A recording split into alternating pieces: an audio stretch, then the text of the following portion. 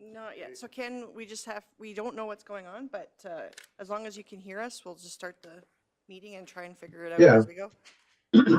No, I'm fine if we do that. And on a break, I could come in on my other computer, like my old computer, or we could try something else. So I'm fine. I can hear you, and as long as you can hear me, and I'll be good. I got the package in front of me, so.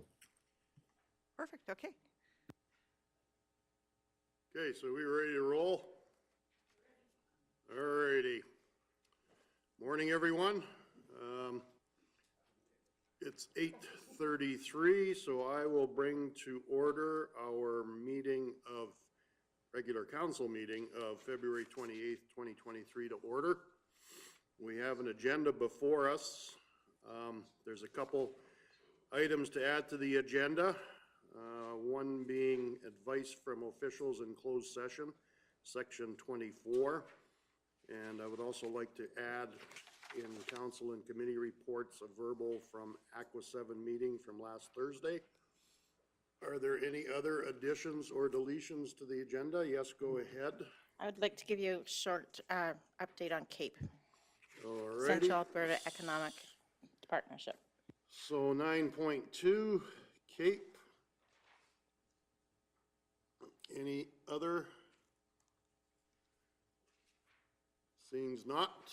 Someone like to make Councillor Penner? I'll make the motion to approve the agenda as amended.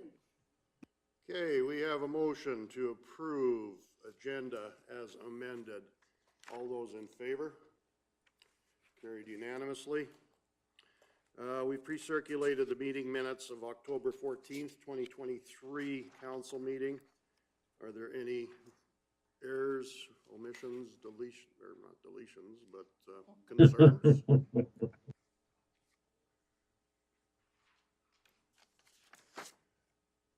If not, yes, go ahead. Deputy Reeve King.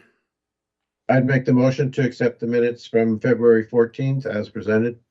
Alrighty, we have a motion to accept the meetings of the February 14th meeting as presented. All those in favor? And that is carried. And welcome. Our first delegation for today will be the Three Hills RCMP. Staff Sergeant Jamie Day. I see you've brought your own group with you. Yeah, my little launch officer. So The chauffeur is here. So this is Constable Matt Nyman. So it's nice to like. Oh, sorry. I should know this by now. I've been here a few times, so I'd press this button here. Constable Matt Nyman. He's one of the members here. He's our actual rural crime member at the Three Hills Detachment. So a lot of that. I was going to save this for later, but a lot of this hard work that's been done in Kneehill County is he's led that charge. The work he's done is I can't say enough how great work he's done, and I'm not saying it because he's here. It's nice to bring them so they can hear me talk about some of their successes. I know a lot of you are aware, especially the counselor that's for that area in the Kneehill County. We've hit that area pretty hard and made a lot of charges, property crime, that kind of stuff. And some good news is that some of them are still in jail to this day, which is nice to see that change for us. So, I mean. I'm starting to see it more to get away from that revolving door. And I give him all the credit. The members helped with it. The members put a lot of great work in. But Constable Nyman, he's led that charge. He takes property crime very personal, and I would not want to be on his bad list if you're in that property crime thing, because he'll find you. So I give him all the credit in the world for that. Okay, good to know. You're familiar with everyone here, or would you like this is the new setup for the directors, I think. Directors, yeah. So I remember Mike used to sit over there, so there's been some seats moved around, so Okay, what we'll do then, first we'll introduce council. Go ahead. Councillor Cunningham first, and we'll work our way around. Laura Lee Michelle Cunningham, Division 5, so I'm east, west, north, south of Three Hills. Okay. Carrie Phobes, Division 4, so Torrington, Sunny Slope area. Jerry Whitstock, Acme Linden area. Faye McGee, I'm actually way down by the Drumheller area, and most of my area is under the Drumheller detachment. So Okay. Good morning, gentlemen. Debbie Penna, Division 2. I'm in the Swallow area, so I'm a bit of bicycle too. Morning, Mike Hogan, Chief Administrative Officer for the county. Good to see you again, Good to Jamie. see you again. And Kevin, if you want to introduce.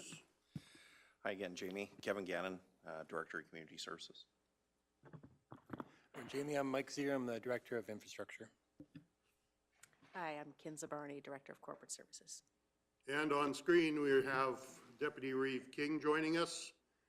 He's from the Trochu area, but I don't know what area he's representing today. Still representing the Trojan North area. Okay, thought I'd throw that in anyway. Thank Anytime you. you're ready. So today, obviously, my goal, this time every year, I tend to attend on council meetings to discuss the annual performance plan. So basically how best to police the communities that you've been elected for. This is my fourth one now that I've been at. So just to kind of highlight some of the areas that we had last year, I do like to go over. So in the last 5 years, last year was our busiest year that I can find on stats through Three Hills. 2021, we had 2,209 calls for service. Last year, we had 2,613. We are already trending higher to pass that this year, and I know it's only the end of February, the way the calls are coming in. Now, do I think that's a sign of more crime happening? No, I just think more people are reporting crime. Does crime happen? Of course, yes, we know crime happens, but I think we're getting more reported on. Just to put that in perspective, those 2 years, 2021 and 2022, being down one member since October, where our call volume increased 18.3%, which is a decent number for 5 constables and 1 sergeant, being down 1 constable. So taking into effect, our community policing, taking into effect our traffic duties, that kind of stuff as well. So we've been pretty busy on that end. I know 2022 for us, Kneehill County was actually our busiest area. So we spent the most time in Kneehill County. Again, not saying that more crime was happening here. Now, these stats don't reflect anywhere outside the Three Hills detachment boundary. So these stats are only within our boundary, right? So I know some of you have areas that are more Drumheller, more towards Bicycle. So those won't include that. Their reports would have that information for you. This would strictly be within the jurisdiction of Three Hills RCMP, so no Torrington, that kind of stuff. So the majority of our time was spent in Kneehill County, and we spent 40.6% of our time last year in Kneehill County. So you definitely got more bang for your buck last year with us. Three Hills came in second, which was a bit surprising for me at 31.6. Now, Three Hills does have their own identity in this, only because we're posted in Three Hills, and geographic-wise, they are the biggest town in our area that we police. So they kind of give them their own little identity. So Trochu, for example, would fall into Kneehill County. Delburn would fall into Red Deer County. They wouldn't have their own identity. I could find that out, really breaking the stats down, but just looking at the hard stats in front of me that I have from our crime strategy branch, Red Deer County, we only were at 24.2% last year. So Red Deer County really dropped a lot. And again, I'll give kudos to Constable Nyman there again. When I got here, I think every shift when I came to work here, I'm like, why is he always going to Delburn? And it was just, nonstop, Delburn. And creating that real crime position and put him in that to give him a little more flexibility to put that work into focusing on real crime, it showed how much we started to reduce real crime to the point that when I showed up here in 2020, how often we were going to Red Deer County, and now we seem to be more in Kneehill County. Now, again, that crime trend is starting to go down because I'm seeing it, because I'm seeing overall property crime going down, persons crime going up. Now, persons crime obviously is a little more difficult for us to combat because you can't be in your house 24/7, domestic violence happens, it's really hard to combat those things. So we try and do as much education as we can when it comes to domestic violence. We can't really say, hey, if you're a victim, come see us, and a lot of them don't want to be outed, a lot of them don't want to be, so that part's really hard for us to combat that. So out of those calls for service, just to give you an example, Kneehill County, we responded to 1,062 calls for service. Three Hills was 827, so not too far behind. Red Deer County was 633. So Red Deer County dropped for us like a lot in probably the first 2 years I've been here. And again, and I give all that hard work to Constable Nyman and the team for really focusing that area when I got here, because like I said, when I came in, it was like, why are they always going to Delbert? I found out why, but the crime started coming down, which was good. So I'm hoping to see that trend this year now with Kneehill County, seeing that crime come down. We are seeing, just to give you an example, the top 10 files that I'm seeing overall. So this includes Red Deer County, Kneehill County, so everybody. What we're seeing a lot of is criminal harassment is on the rise. Mental Health Act, we deal a lot with mental health. We're still trending very high with those calls for service. Impaired operation, we did a lot of that, excuse me, in the last 2 years. We focused a lot on impaired driving. Kneehill County, Red Deer County, still very high. Just in January alone, I think they apprehended 5 or 6 people within Red Deer County, Kneehill County, just for impaired driving. So we were hoping that provincial sanction may curb that, because it hits them more at the wallet than criminal, but it still seems to be somewhat on the rise. So we're still proactively out there looking at that kind of stuff, and we're unfortunately finding people that are still driving while impaired by alcohol. So yeah, so we're still focused on that. Assaults are big, domestic, non-domestic, we're still seeing quite a bit of that. Sex assault has been incredible on the rise, historic, current ones. Obviously, we had that unfortunate event that we charged a local nurse practitioner for sex assault. You saw that in the media release and whatnot. So extortion, so blackmail, we're seeing a lot of those things come out. And so we're trying to do our best to combat those as best we can. So by doing a lot of media releases, educating people. Do you have people in Kneehill County still get the capital? They do? Okay. So by doing the call for service log every month in the capital, I've noticed that, I don't know if people are seeing, because they're looking at the call log, it'll see like, Three Hills RCMP responded to 230 calls in the month of January, for example. I think that's triggering people to say, you know what, people are calling for this, and I just had this happen. So we are getting some calls weeks after, a month after. I don't know if they're seeing that in the paper and saying, maybe I should call this in. And we're thankful they do, because we can use crime analysts to find out where we can kind of focus our efforts on. And the crime analysts for us are worth their weight in gold. I think a lot of the higher call volume is that people have trust that we're going to investigate the file, we're going to show up, and we're there to help them, right? And not only that, when you see the media releases that we're getting these people, I think it's encouraging people to call, which is a good thing. So don't take these stats as, Kneehill County's on fire here. I do believe a big portion of that is people actually just picking up the phone and phoning, as they weren't, obviously years prior. So again, which I think is a good thing, because it does put us onto people. Just to give you a little success story that just happened yesterday, we were in Delburn, ended up finding an individual that we were known was causing a lot of problem up there. And we're able to find out stereos and stuff that he just broke in recently to the library and to the local church, and we're able to get that stuff right away from him. So it's incredible, the stuff we're getting from people, and when you're talking to people in your community where you're from, just thank them that we really appreciate them making the calls, because they definitely help us do our job. And I can't say the heightened importance of that as elected officials. Like, if you're talking to them, how grateful we are that they phoned the Three Hills RCMP. Because it gets us onto so much information. It's the frustrating part is when they don't phone, and then somebody loses something very important, and we find out 2 days later or a month later sometimes, right? So that makes our job really, really hard when we're already behind the 8 ball trying to locate these people. So there's projects on the go all the time. I always call it I'm lucky, but I'm not lucky to be Kneehill County and Red Deer County. But I am lucky on the part that I can dip into Red Deer County resources at a Red Deer, and also Southern Alberta to come to Kneehill County. So I'm kind of lucky on that part. Two reasons. A, mental health. We do have that RPACT team, which is the nurse and the RCMP officer together. So what we've done now is that anytime we have a mental health call,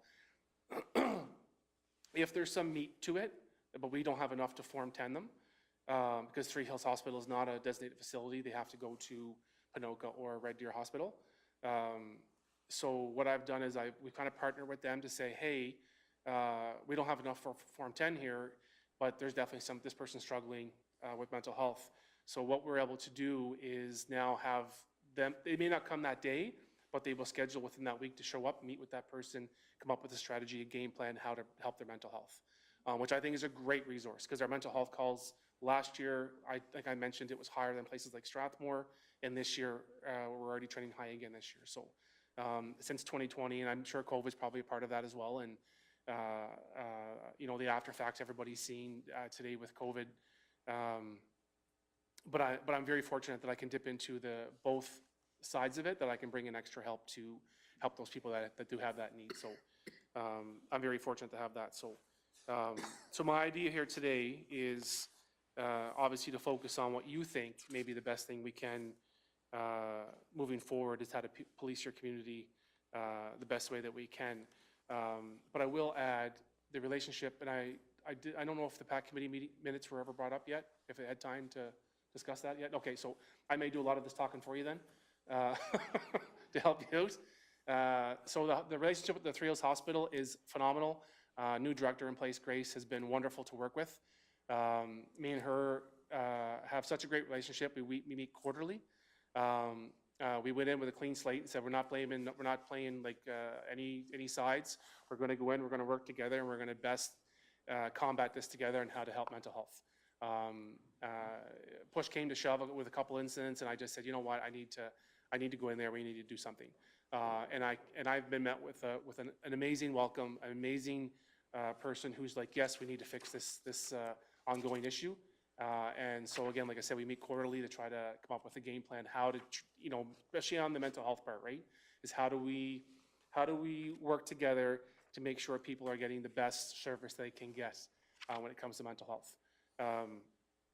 So I'm very grateful for that. So even, I think it's next month, I'm showing up and I'm going to help them with their safety plan for the hospital and whatnot. So that's how great our relationship's going now. It's not just mental health. If they need something and they're looking at a safety plan for the hospital and how to protect their staff, I'm engaging with them, going to meetings and helping them and try to help them go in the best direction. So like I said, I'm very thankful for Grace. She's been absolutely wonderful. She's just new there, from my understanding. So she's been great to work with. So I'm very, very thankful for that. Just to touch base on the Youth Academy, I'm really, really excited for our RCMP Youth Academy. We're hearing there's a lot of traction with the youth, grade 7 to grade 10. We're very fortunate that Prairie Christian Academy gave us a school for free.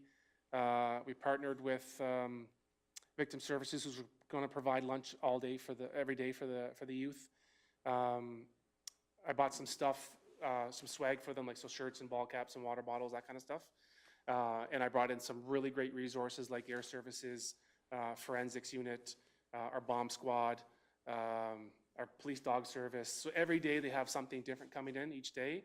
There's a big graduation at the end. I've invited our district officer from South Alberta to come to attend. We do drill with them, so there'll be a little drill in front of their family, that kind of stuff. So the members, every member in my office has been like, let's get this done. They're all like, we want part of this. We don't care if we're off. We want to be a part, that kind of stuff. And it's free. It doesn't cost families anything. We're doing it completely for free. So we just want to give the families a break for a week and say, you know what, just trust your kids with us for a week, and it doesn't cost you anything. Just drop them off, and we'll have some fun with them for the week. So that's really good for us. So we're excited about that. And I'm just going to throw out, I know everybody was a big fan of the Lobster Fest. I've never got to be a part of that, unfortunately. I wasn't here when that shut down. I came here during COVID. But we're going to do a regimental ball. I don't know if any of you have been to those before with the RCMP that host. They're very formal. We've already put a down payment on a place in Trochu. Tickets will go on sale, so we're pushing people. It's open to the public, so we're pushing people. Council, if you want a Christmas party, or if you're a company you work for wants a Christmas party, tickets will go on sale here in the near future. Again, it's going to be like a winter theme in November is when we're looking to host it. So we figure we tie into that Christmas party thing as well. And obviously there'll be a donation given to somewhere in town. Victim Services is kind of on the way out. Even though they've teamed up with us for the meantime with this, we're probably going to find somewhere to donate.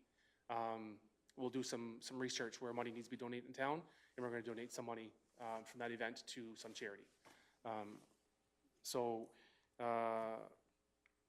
Those are the stats. And before we get into if you have any recommendations, just to kind of give you an idea the last three places that I met that we talked about, just so you have some ideas that were put on the table for the APP. Mental health was number one. And that's me getting the RPAC team in, making sure that we're doing that pattern of getting the extra help for people. Everybody loved the communication. I always worried sometimes I sent too much communique. But if I'm sending too much, just tell me, and I'll stop sending some. You know, I've got a little unique with the videos of trying to send with the media releases of people that we catch. I didn't know if I was going to get slapped on the wrist for that or not, but I figured we would cut and paste that little media, and public love it. They love seeing that we're getting these people in. So I got a lot of positive feedback on that media release. So if you like that kind of communication, I can definitely keep that flowing. I did bring up in the PAC committee that, you know what, to me, all your communities feel like we're one big family that we police. So to me, it doesn't matter if you're in Delburn, if you're in Elnora, if you're in Kneehill County, Red Deer County, Three Hills. It doesn't matter to me. I think the information between counties is good information. But I did give that option of the PAC committee was, would you like to see me stop maybe forwarding you Red Deer County stuff? And everybody said, no, we love it all, send everything. So I just want to make sure that everybody's kind of okay with that. And if so, I'll keep that information flowing. I will back off a little bit with the media releases or the posting stuff. We are going to go, is it you that post stuff? Who posts stuff on your social media? I've said this in the past. April, we're finally going to get trained on our own social media. So I will reach out to who that is. And then if they want to share our stuff, they can just share our stuff. And that way we don't have to always ask, help. I appreciate the help, I do, because it gets that information out that we're desperately want to get out, like the Youth Police Academy, those kind of things. So if it's one of those things that your community people are okay with by liking our page and sharing our stuff, then I'll go that way if that's the best way to do it. Because I know it's important to us.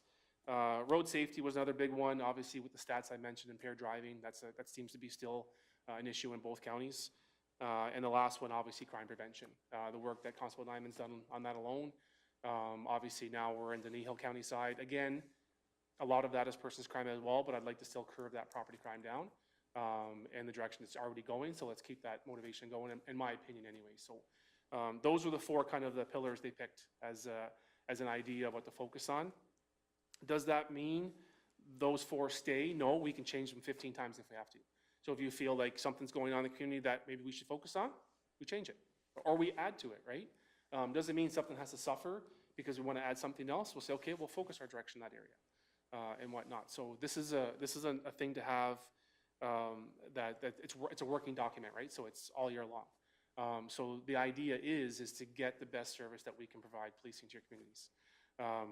I will have a survey going out today. And I really hope that gets posted on your social media because I'll need that help.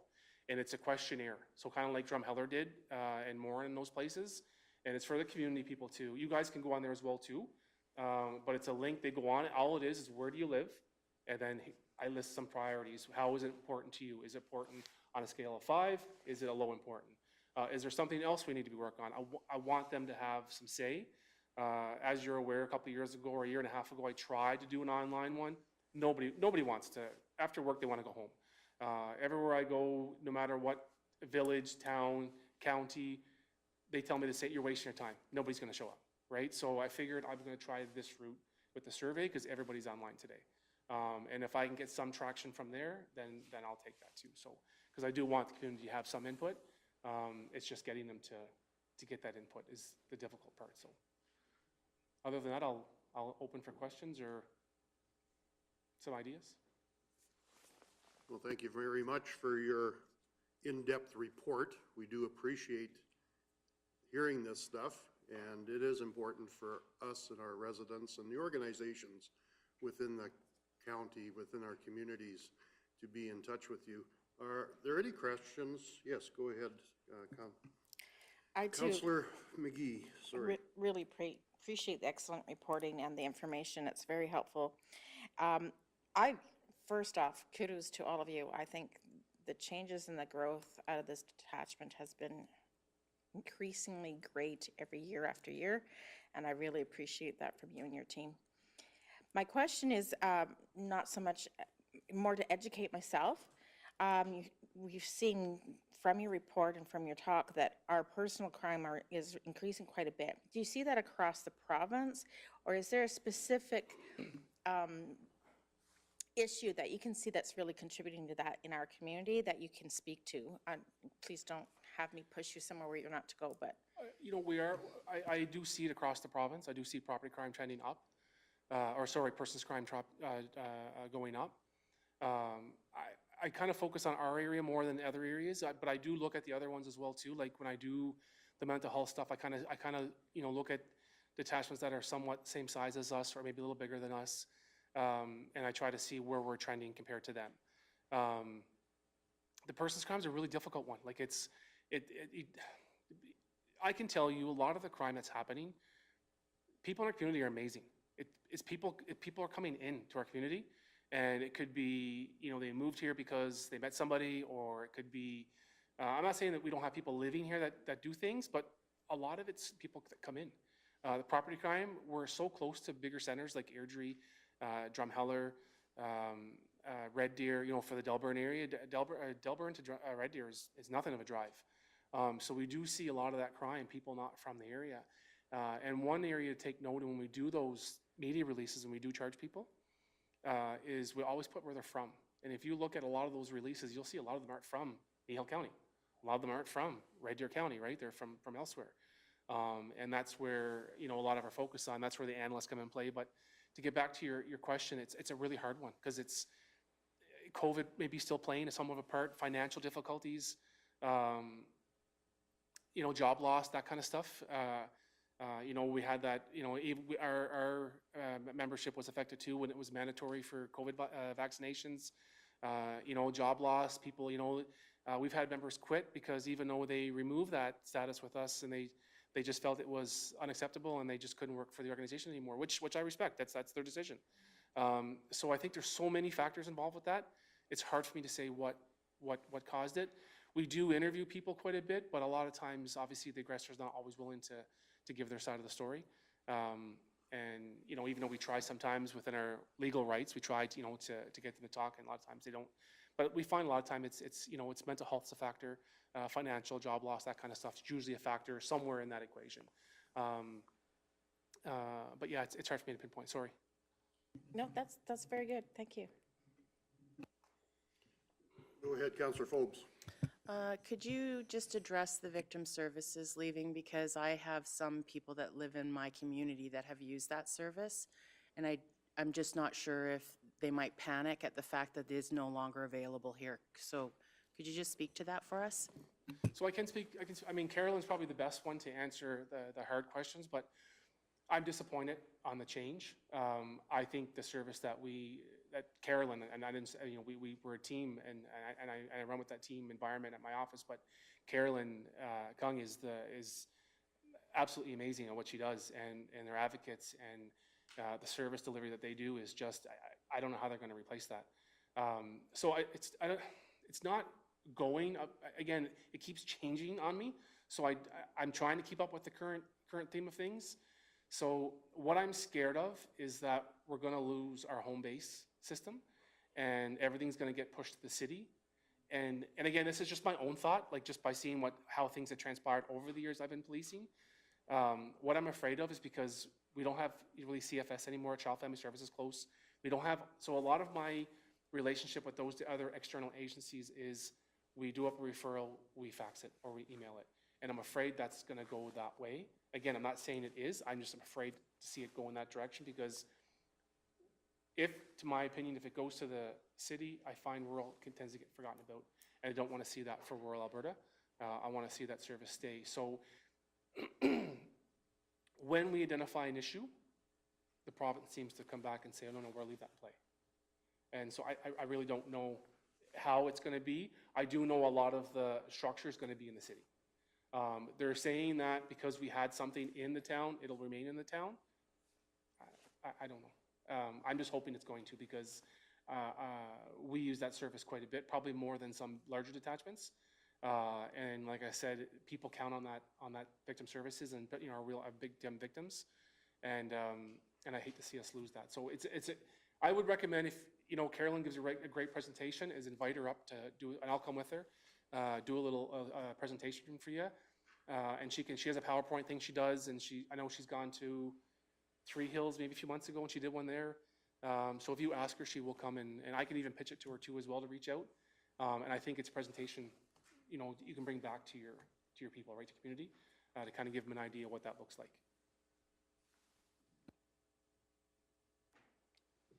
Go ahead, Councillor Cunningham. So Councillor Fobe still my question, but yeah, we definitely do have a lot of people that are concerned about the changing with VSU, and I feel for you because you don't really know what direction it's going to go, so that's unfortunate. But just speaking to the Youth Academy, is that the deadline for that? Is that coming up soon? No, so what I've been hearing is everybody likes to do things last minute. Right. And I know July's hard because people like to go on vacation, so we know that. We picked a time frame because we tried to get around other areas that were doing kind of something certain like we were doing, like kind of familiar to what we were doing. And then so we picked that and we said, okay, we got to stick to the detail. But it's I think it's in May. Okay. So there's lots of time. So the kids are still in school. We figured we would get this out. We just did 2 weeks ago, we had recruiting from the RCMP come out to every high school in our area and did a recruiting drive. And we also threw out again the Youth Academy. So we're doing a lot.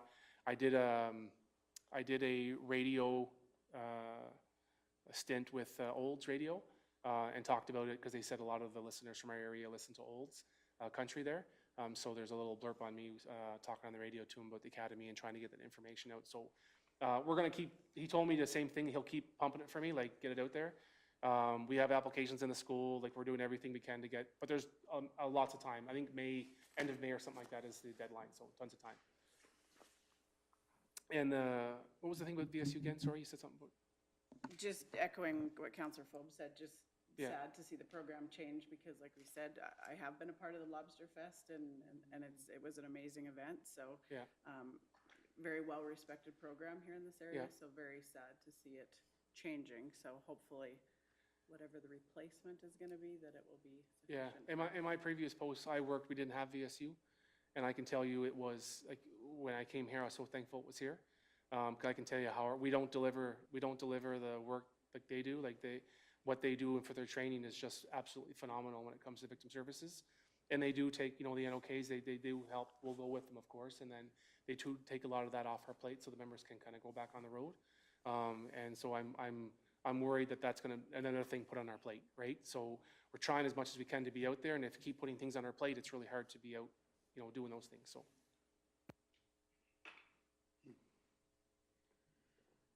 Councillor Penner. I love hearing that the revolving door has stopped on a few criminals. It's awesome. I think that's our biggest problem, that it's out of your hands, as to say. I like that they're behind bars, but wish we could keep them longer. Can you touch on the new 911 system, please? The new, Is there, for you guys, there's a lot more training being done behind the scenes, so it makes your job easier?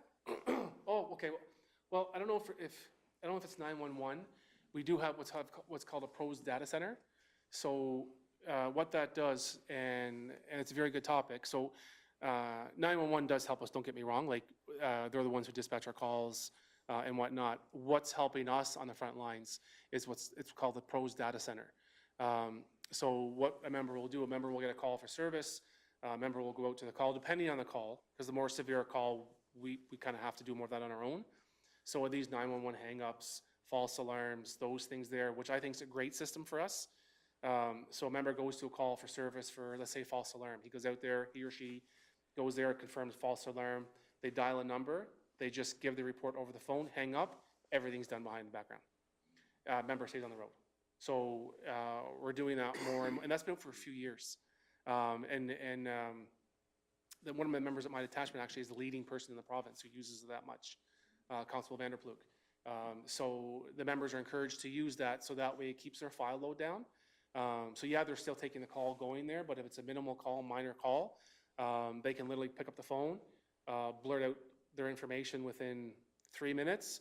By the time they get back to their office, it's in the queue all typed up. They just have to review, everything looks good, conclude, move on. So that's keeping us way on the road way more. Yeah, so that's it. Yeah, no, thank you. I didn't know how to word it, but I knew there was Yeah. something going on behind the scene, you know, Yeah, so I just and wanted to elaborate. it's a great unit, and we're gonna do, I'm working with them right now, and I just talked to them yesterday. We're gonna try and do a little media release for the public to know that this is something we're using to put people on the road, keep them on the road more, right? And it is, and it's showing that it's helping them reduce their file load, just by a quick 3-minute phone call, and it's done. So, yeah, we're thankful for that unit, so. Councillor Cunningham. I was just gonna say, I really appreciate the media releases, because the criminals don't necessarily respect the boundaries, so they might be in Redrick County, but they might be creeping on into ours, so appreciate that. And I just wanted to mention too, I think you folks are doing a wonderful job engaging with the community. I think I mentioned it at PAC. I know I was at a seniors Christmas tea and one of your members was there, so I just think it's really awesome that you guys are engaging in the community. And I think just the collaboration between you folks and our Kneehill County peace officers is amazing. So thanks for all you do, and thanks to Constable Nyman for being the advocate in our area. Appreciate it. No, I appreciate those comments, and all those comments I bring back to the members, you know, and tell them how everybody appreciates the hard work they put in. And like I said, usually when I come to these things, I like to demonstrate, you know, who's worked hard in that area the last year, you know, and Constable Nyman, hands down, has led that charge, and the results showed. So I know he appreciates those comments, and I know I appreciate those comments. So thank you for that. Does council have any other questions for Staff Sergeant D? I guess I've got one question, and probably, well, I'll ask it anyway. Has there been an increase in firearms crimes happening within the detachment area? I'm going to say no. Okay. Yeah, do we have them? Yes, but not a significant amount. We haven't seen an uptick then? No. Okay. No, and we're not getting told, like, the firearms thing, like, I'm a hunter. Like, I haven't got nothing in the mail saying go and take people's guns from them. Like, we're not being told to do those things. You know, how that trends out, I don't know if that's the angle you're going with it. Like, I don't know. No, not specifically, because I know Yeah. that responsible firearm owners Yeah. are responsible firearm owners. Yep. What should be targeted is the ones that are getting in trouble with them. Okay, I'll tell you this, the people that we do find in trouble aren't legally in possession of firearms. If that helps your answer, or they're not law-abiding people that have a pal like myself or like you know, that have a registered firearm, even though the registration is gone. Like, mine's still registered to this day, right? And whatnot. So we're not looking out at picking on people that are not breaking the law. So that's not a strategy we're interested in. I can tell you, the ones that we do come in contact with that are law-abiding, they may have made a mistake somewhere, and that's a consequence to the firearms regulation, as you would know, as I would know. But the percentage is so low, right? And the people that don't have a license, there's a reason why they don't have it, but surprise, they still find a way to find these firearms, right? So do I necessarily personally agree with the direction of that? No, because there's people, like you said, I hunt as well, right? So yeah, it's a tough one, right? So we're not picking on anybody by any means that are legally in possession of firearms. Yeah, I wasn't actually looking for a comment on federal Usually that's restrictions, but it's out there, Yeah. and I'm glad to hear that we don't have that issue with firearms within your detachment area and within our county. And if we do, it's not even a blip on the radar. Like, it's that small, so. Okay, that's good to hear. Are there any other questions from council?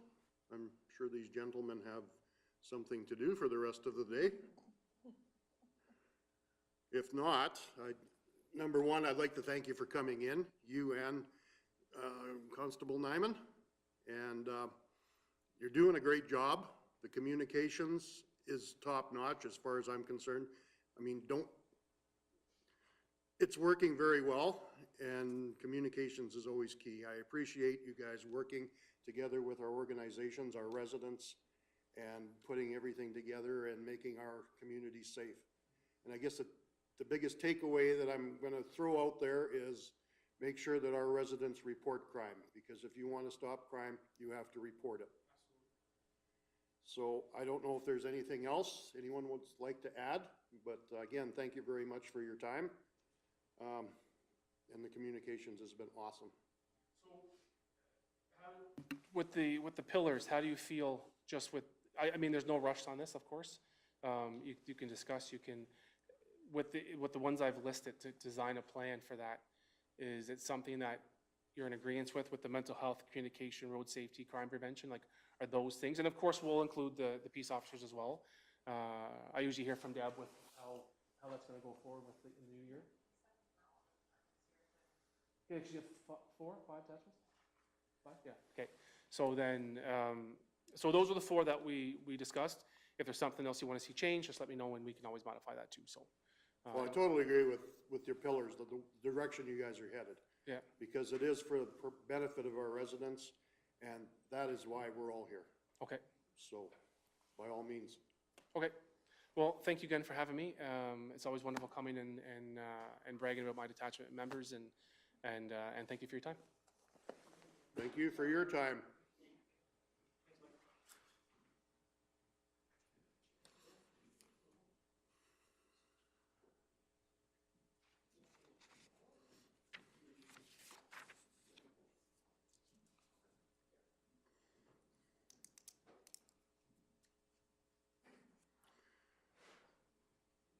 Okay, anybody looking for a recess break?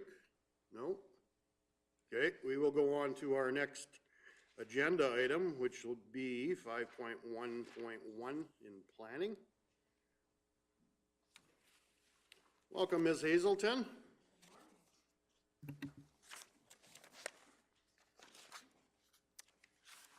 Morning. And anytime you are ready. Okay. So the first RFD that we are bringing to you is regarding the renewable energy information package for landowners that you guys had requested that we put together. So at the January 24th, 2023 council meeting, council directed administration to prepare an information package for landowners considering leasing land for a renewable energy project, and to also include information for landowners that could be affected by that project. We did prepare a fact sheet, which was based on current legislation that outlines several things that should be considered by a landowner looking to lease their land. It also highlights some potential concerns an adjacent landowner may have with the project. This fact sheet was presented to council at the February 21st Committee of the Whole meeting for comment, and based on the feedback received, we have made some revisions to the fact sheet, which has been attached for your further review. For an adjacent landowner, they are encouraged to utilize the public process provided by the Alberta Utilities Commission to have their concerns considered and or addressed. We have also provided links to the larger document done by the Farmers Advocate, as well as a link to the Alberta Utilities Commission website. Administration will ensure that council is aware of any proposed projects once we know a company has signed an agreement with the landowner and are proposing to move forward with the project. This will enable council to communicate with their constituents and provide information regarding the process and how to get involved. However, administration is often not aware that negotiations are occurring until agreements have been signed. This makes it critical that landowners have the pertinent information prior to signing an agreement so they are aware of things that should be considered in the negotiation. Since legislation is constantly changing, it makes it more difficult to keep documents current. As a result, administration is proposing to utilize a fact sheet and provide any other information directly from the source for ratepayers that want additional information. During the Committee of the Whole meeting, council also raised the idea of providing an information session that would engage with ratepayers and give them an opportunity to ask questions. This would be done as an education session. Several options were considered in how this could be facilitated. Council discussed having a representative from the Farmers Advocate present to respond to questions. Administration would like clarification on this engagement and would like council to verify whether they are looking for something the municipality would host and plan, or whether they would like an outside third party to be the lead in the event. So, 2 things we're looking for. So we have done some amendments to that fact sheet, as you can see. And we've highlighted a couple things that you guys were looking to have jump a little bit more off the page. So we've done that. And we're certainly open to any other comments. Does council have any questions for Ms. Hazelton?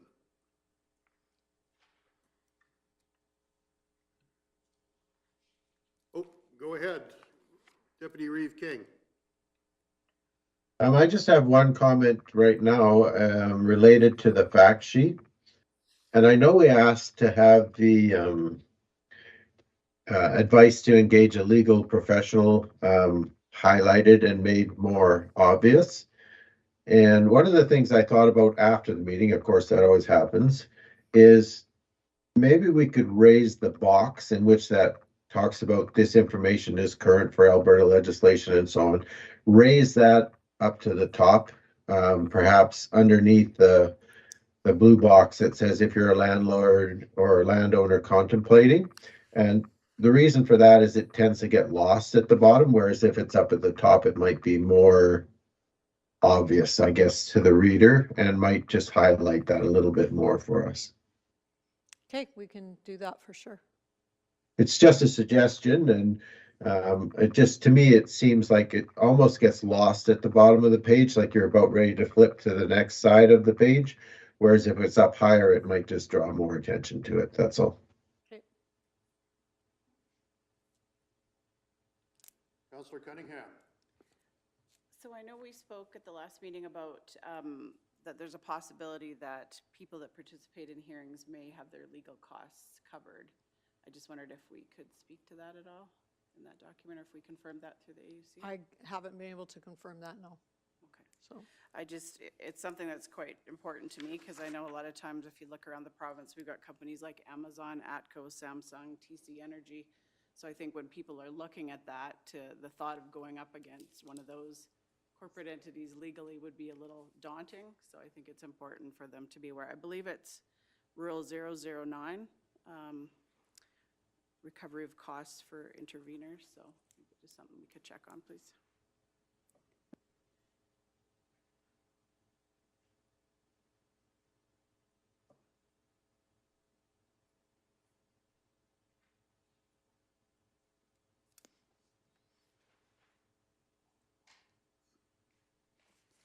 Are there any other comments for Ms. Hazelton? I know she's asked a couple questions, and I think we have to address those. How would you like to host or plan a meeting? Would you like that to happen through an outside source? I see Ag Society is listed here, but do you want the county to put this forward, or do you want local organizations to put this forward?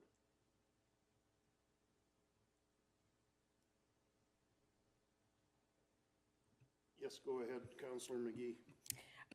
I personally see this as a ag issue, and I think it would be great to see the Ag Society have a part in how this is done at minimum. Because we are talking about ag land and the livelihood of that primarily under our context, but not that that's the only context for people. So a part in how it's done at minimum. I also though think that it's a fine line of how far we want to get involved. So yeah, I'd like to see a third party be part of it. It's just my throw out for this conversation. And I would tend to agree with you. When an Ag Society has a meeting, it's usually the Ag Society members that come in, and let's just put it this way, there's probably more members attending those meetings than there would be a ratepayer meeting, which I'm not saying that's, I'm not picking on, picking on anyone, but yes, go ahead. Deputy Reeve King. Okay, that my comment related to this whole issue would be, I think it's fine to partner with ag societies, but the problem that we have is we have numerous ag societies throughout Kneehill County. So if we were, say, to partner with the Trochu Ag Society, for instance, we are going to draw an audience that's specific to that area. And so then we would have to partner with the Ag Society in Three Hills, and we'd have to partner with the Ag Society in Carbon Linden, whatever. And so it will increase the complication. And so my thought is I'd really like to see ag societies involved in helping to promote the meeting, but not necessarily hosting it. And the reason for that is just the complication of the draw and the audience that each ag society has is different. And if we have them all promoting a singular meeting, we will get more people out to that meeting than we would if we had potentially, 5 meetings scattered around the county. I don't know. That's just my thought. I think that if we ask an ag society to host it, we are limiting our audience to that specific ag society area. That's just my thought. Councillor Penner. And I think, just follow up to our discussion in our previous meeting, it wasn't to be 5 different meetings, it is to be one, to try and draw, and to use our ag societies to pull together.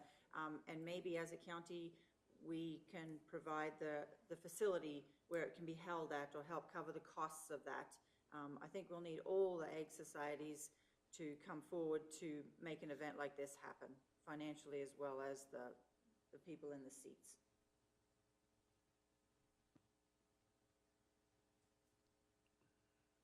So what I'm hearing is that we'd like the ag societies to promote it through their associations, through their boards. And what we would end up doing is hosting one centrally and providing the speaker if he happens to be available. But, and I would agree with that position. I don't think we want 5 of these, because you're not going to get the same speaker. Well, chances are you're only going to get that speaker once. So we might as well get the speaker once and do a bang up job on this, and have some input from the ag societies, not necessarily input, but them doing the promotion for this. Go ahead, Councillor McGee. I'm sure we've covered this before, but I need some help remembering. Did we talk at all about how the Ag Service Board might be part of this? And is that even something to consider?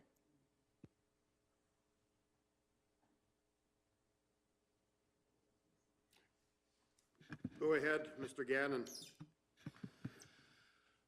Thank you. Through the chair, in my opinion, I believe the ASB has a specific role and function. I don't believe that this function of going forward with this form of education is within their mandate or purview. However, we could stretch the lines and be able to promote it outwards of the opportunity with our agriculture partners. But again, it was council's wishes in the beginning, or thoughts, that in order to keep a separate entity of making sure impartiality is maintained, that this goes forward through the ag services, and we can definitely solicit all of them and see if there's interest on their end to take the lead in this communication. Go ahead, Councillor McGee. I just want to say thank you.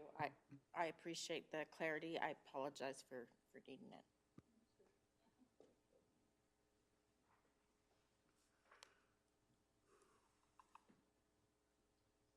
Councillor Cunningham. So I just wanted to go back to into the RFD when we talked about that administration will ensure council's aware of proposed projects. So is that for solar and wind, or just specific to one? Okay.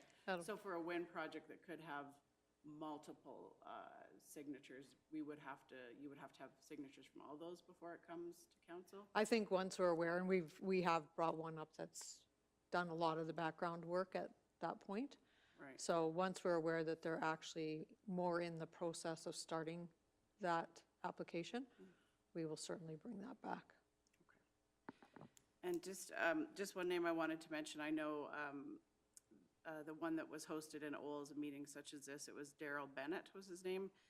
He's a director of Action Surface Rights Association, and I think the good thing about Daryl was definitely wanted to provide information to landowners considering, so they're protected, and also to adjacent. So just another name I wanted to mention.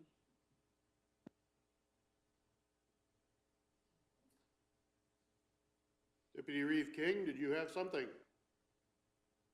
Well, thank you, Reeve. Yeah, I just wanted to comment. I think that my recollection of the conversation is that as I think it's important that Kneehill County be willing, I think is the word I want to use, to help educate our landowners and ratepayers.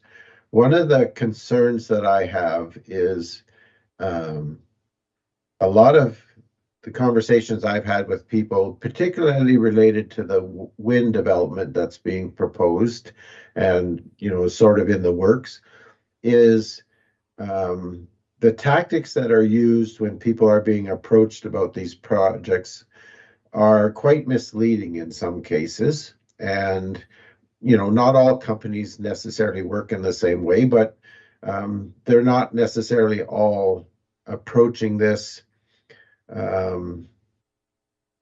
with clear intent, I guess would be the word I'd use.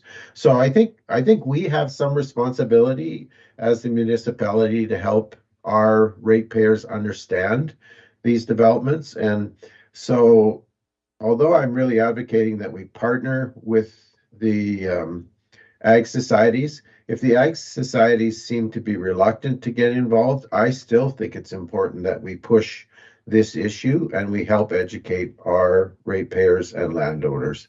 I think it's a critical time that we're in here, and we can either be overrun with these developments and have future liabilities that we don't want to consider, or we can take some proactive steps now and hopefully help our landowners understand the potential of the liabilities that are there and help them make good informed decisions. So really, I'm advocating for Kneehill County to be a lead and to partner with our ag societies. That's where I'm going on this.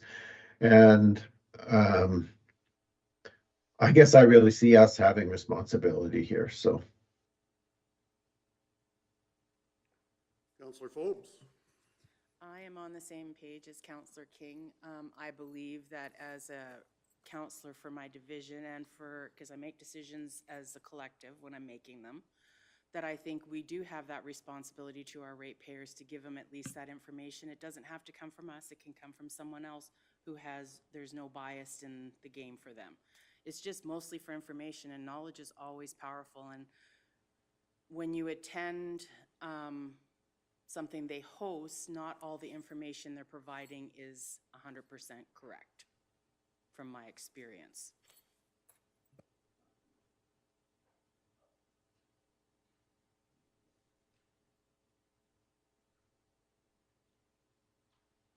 Okay, are there any other comments?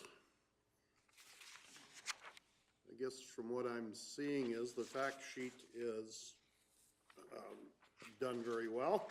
There was one request to push up from the bottom of page 1 rather than have it at the bottom of the page, to push it up a little higher. Is that a kind of a consensus of council? And that we would be, I guess, informing ag societies to let them get their little email lists together and send them out to the different members to promote a county-driven meeting at a location probably centered. And we are looking to provide a speaker with some experience in this matter. I would say yes, as well as farmers advocate. Okay. Is there anything you can see, Mr. Hogan, that should be added, deleted?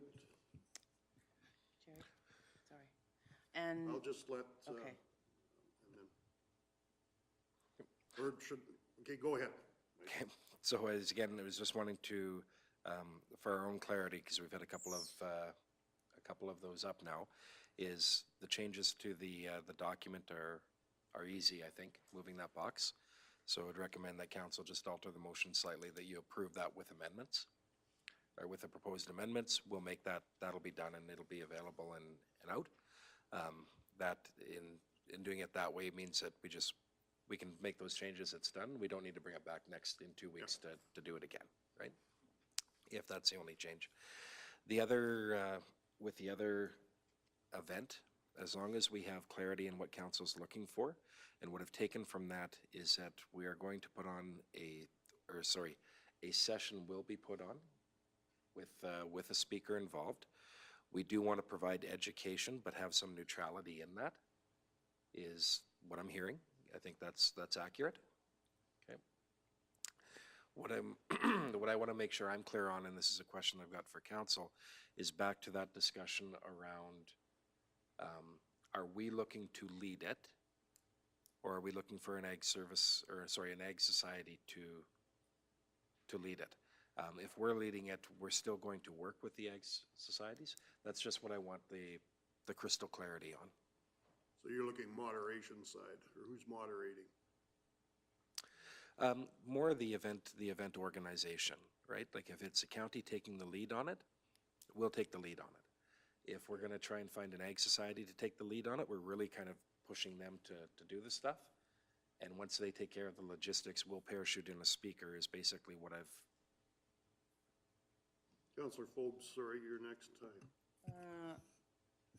To answer your question, I would prefer us taking the lead, just in case an ag society falls behind, because they are a volunteer board. The other thing is Councillor Cunningham's legal advice on whether or not it's covered. That should also be looked at before you send this out, to make sure that there is that coverage for ratepayers. Okay, Councillor Cunningham, you had a...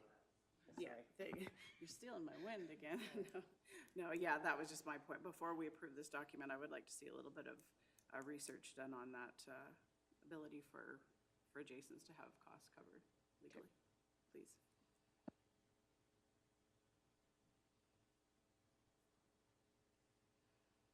Okay, so, go ahead, Deputy Reeve King.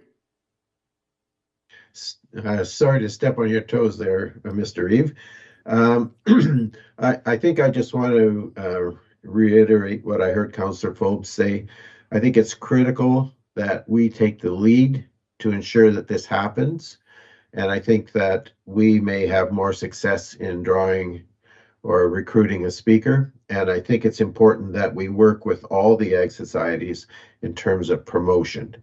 And so I just wanted to sort of come down on that side of things. And I just have one comment to make, I guess, and that's related to an issue that I dealt with in front of the Lands and Property Rights Tribunal, where intervenor costs are covered. Those costs are covered only if the tribunal decides that it's appropriate that they be covered. And so if we're looking on the green energy side of things, renewable energy side of things, and there's some implied coverage for people's legal costs, I think we probably want to be careful, A, to make sure that that happens, and B, if that's sort of vague like it is with Lands and Property Rights Tribunal, we want to not imply in anything that we put out that it could be or will be covered. We just have to be really careful with the language that we use. Totally agree. We don't want to put something out there and then have the intervener run into some exceptional costs that they had not expected. Just a follow-up comment, if I could, Mr. Reeve. Yes, go ahead. Just to say that from personal experience, I know that you have to be really careful, and these costs are not necessarily always covered. And so if it's at the discretion of the AUC or whoever happens to be doing the hearing, or in my case, the Lands and Property Rights Tribunal, if those things are at the discretion, we certainly don't want to say that there is likelihood or strong possibility that their costs could be covered. Okay, Mr. Hogan, you had a comment. Related to what Deputy Reeve King has said, I think one of the strategies that administration would recommend to council is that we want to provide the education, we want to put information out there, but we also want to walk a line and be cognizant that we're not putting out information that is going to be deemed as legal advice or give false hope, or in some ways is subject to change. And I know talking with administration internally, we've said is if we're putting resources on our website or that, our strategy or tactic in a lot of that is going to be to link to other people. And I say people, what I mean are organizations, whether that's Farmer Advocate Office, whether that's AUC, entities like that, rather than replicate their information and then be trying to make sure that it's always updated. Where if we're saying, hey, if you want more information, we encourage you to go check this out, then we're keeping the link active, but that when the Farmer's Advocate updates its information, it automatically is updated on our site because we're just linking back to them rather than replicating that. And so in a fact sheet that's going to have longer term use, we can make some, and I think that's the line that the staff have walked really well, is making sure that we're not overstepping things, even though they can change time to time, but saying, hey, are you aware that these things are in play, right? But we don't want to go too far into some of the processes or some of that stuff. At least that's our recommendation, because if they change, our information is going to be out of date. And, you know, we do have to update it regularly, but if we're doing things that are directing back to those other entities like AUC, if AUC makes an update, we just have to make sure the link still works and that person can go right to source for information. We're just showing them what that source is. And so as we go through all of this, I think that's part of what we'd recommend is in terms of our strategy is help the residents find the source where they can find the information and let the source keep the information updated. Yes, and I would agree. I think our biggest concern would be for us to stay neutral in this so that we don't end up somehow ending up in some liability issues. So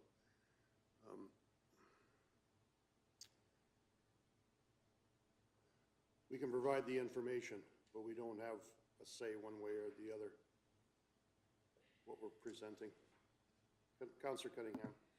So just further to Deputy Reeve King, I agree, we don't want to make promises we can't follow up on, but so maybe with these links that we're speaking of, maybe a link could go to the AUC page where it says, if you participate in a facility project review, you may be eligible to recover your costs for participating in a hearing, including the costs associated with hiring a lawyer or an expert or consultant.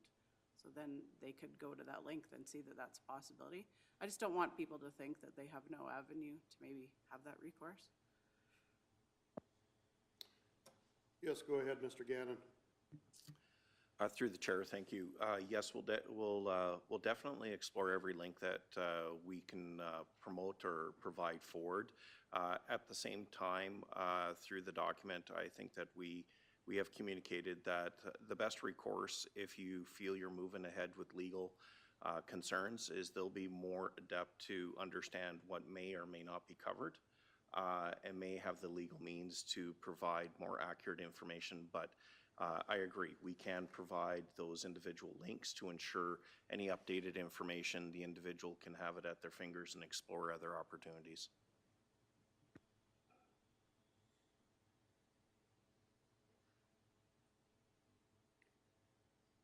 Deputy Reeve King.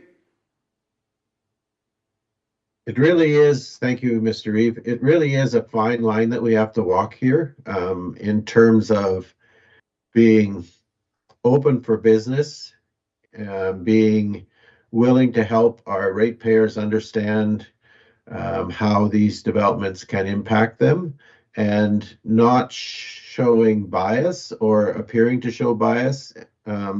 So it is a fine line, and yet we want to be as helpful and as upfront with our ratepayers as possible in terms of being able to help them. And so I recognize the comments being made by administration, and you know, I understand why we want to walk that line. And so I appreciate the efforts that are being made. I guess I just want to say I appreciate the efforts that are being made to A, inform our ratepayers, but B, also just somehow walk the line between being open for business and not being biased. So I appreciate that. So thank you. Councillor Penner? Thanks for that, Councillor King, or Deputy Reeve King, I should say. That's why I brought it up at our last meeting about using someone like the Ag Societies, because it affects us all, but there is a fine line for us as a county, and we still want to encourage development and stuff like that, but we want it done correctly, and we want to make sure our citizens are informed of the good and the bad with everything we do. So that is why I brought it up. If someone has a different organization they think that could ramrod it, put it on there. But I just thought the Ag Societies, because our towns, most of our communities have an Ag Society, so we could cover every corner of the county with invitations. Councillor Forbes? So, under the potential concerns of adjacent landowners, you have under noise rule 012 of noise, which is directly associated with the AUC. So I don't understand why the legal part of what she is asking, Councillor Cunningham is asking, cannot be put in the same way that this rule is being put in.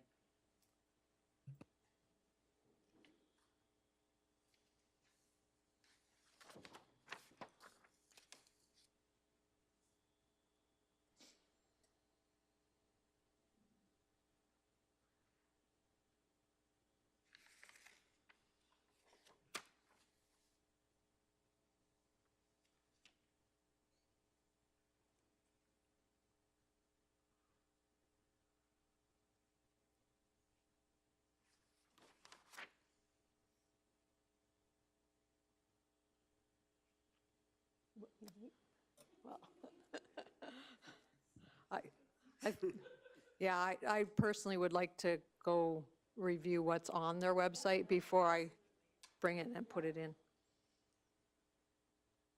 I think referring to the website, in my opinion, is probably a better, if we fill this with too much reading, nobody's gonna read it.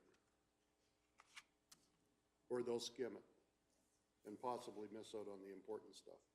But I'm not saying that that's gonna happen to people who are adjacent or that people who actually are looking to have one of these projects. But I think it's good to have the information out there for everyone, and just to link it, because that information could change, because we know how government regulations work.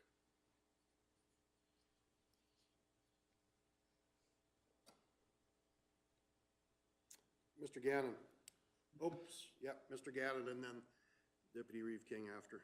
Through the chair, with regards to the question on AUC's requirements for noise and any other items within their process, unfortunately, we're at a distance arm from those processes, and linking to the website of those changes and understanding the communication aspect of providing them proper guidance on how to work with AUC is where we would like to be able to present. Legalities within those areas, unfortunately, can change, and depending on case to case of how they're approached, those are not things that we could readily comment on, but advising them of where the process is, how to engage through the process is probably where our strength lies. Okay, Deputy Reeve King. Thank you, Mr. Eve. I appreciate Kevin's comments, and I also recognize where Councillor Cunningham is coming from and Councillor Forbes. So my thought is perhaps we need a little bit more time to research this side of the legal advice and whether or not we want to put that into our document. So I'm going to make the motion that we table the fact sheet until our next council meeting and then come back to it with more information at that time. So that's my motion at this point, is that we table the fact sheet and come back to it at our next council meeting with more information. Okay, so we have a tabling motion before us. There will be no further discussion. We will vote on the tabling motion at this time. All those in favor? Opposed? The tabling motion is carried, so we will bring this back at our next council meeting. Okay, thank you. It is 9:47. We do have a delegation coming forward at 10. So. Mr. Reed, Yes? sorry, just before we leave that, I made the motion just to table the fact sheet. Do we want to give any direction to administration regarding a public meeting? Okay. What are council's thoughts? And we could come back to it if you wish after we take our recess and have our next delegation. I just wanted to point out, I just tabled just the fact sheet. Okay. So what does council's wish? Could we take a break and come back to it? Okay, we will be going into recess and we will come back after the delegation and have further discussion on 5.11, and that being to provide information on having the meeting. Okay, thanks everyone, and we'll be back in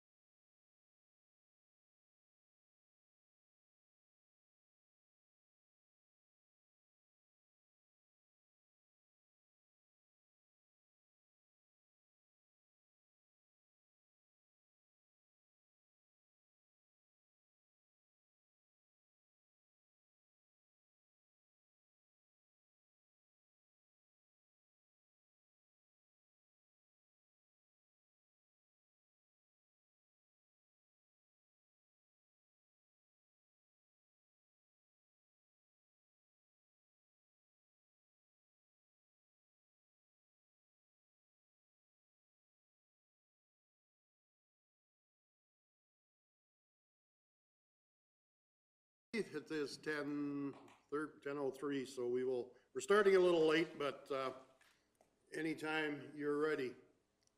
Okay, excellent. Well, thank you very much for having me this morning and accommodating me to attend virtually. It appears that we had some stormy weather hit our way down in Strathmore overnight.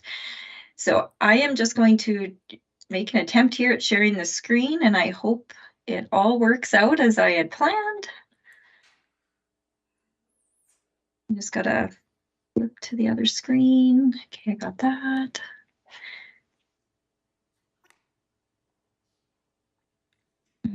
Okay. All right, can you see a full screen now up on your monitor, Carolyn and council? Yes, I can. I will see. Yeah. If I can move that to Not the on big our screen. screens here, Carolyn. Yeah, I'm just seeing if Just I can working on that. move.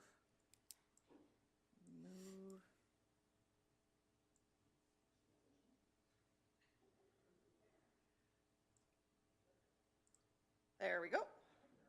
That's all up? Okay, perfect. I can only see you on a small one, so hopefully I'm looking at you okay, because I really can't see my full screen for some reason. So, okay. All right, then I guess we're ready to begin. So thank you once again, Kneehill County, for having me attend today. I'm here to present a really exciting project that we are taking on here within the Community Futures Wildrose region. And it's a workforce development project that will begin in March of 2023 and conclude in March of 2024.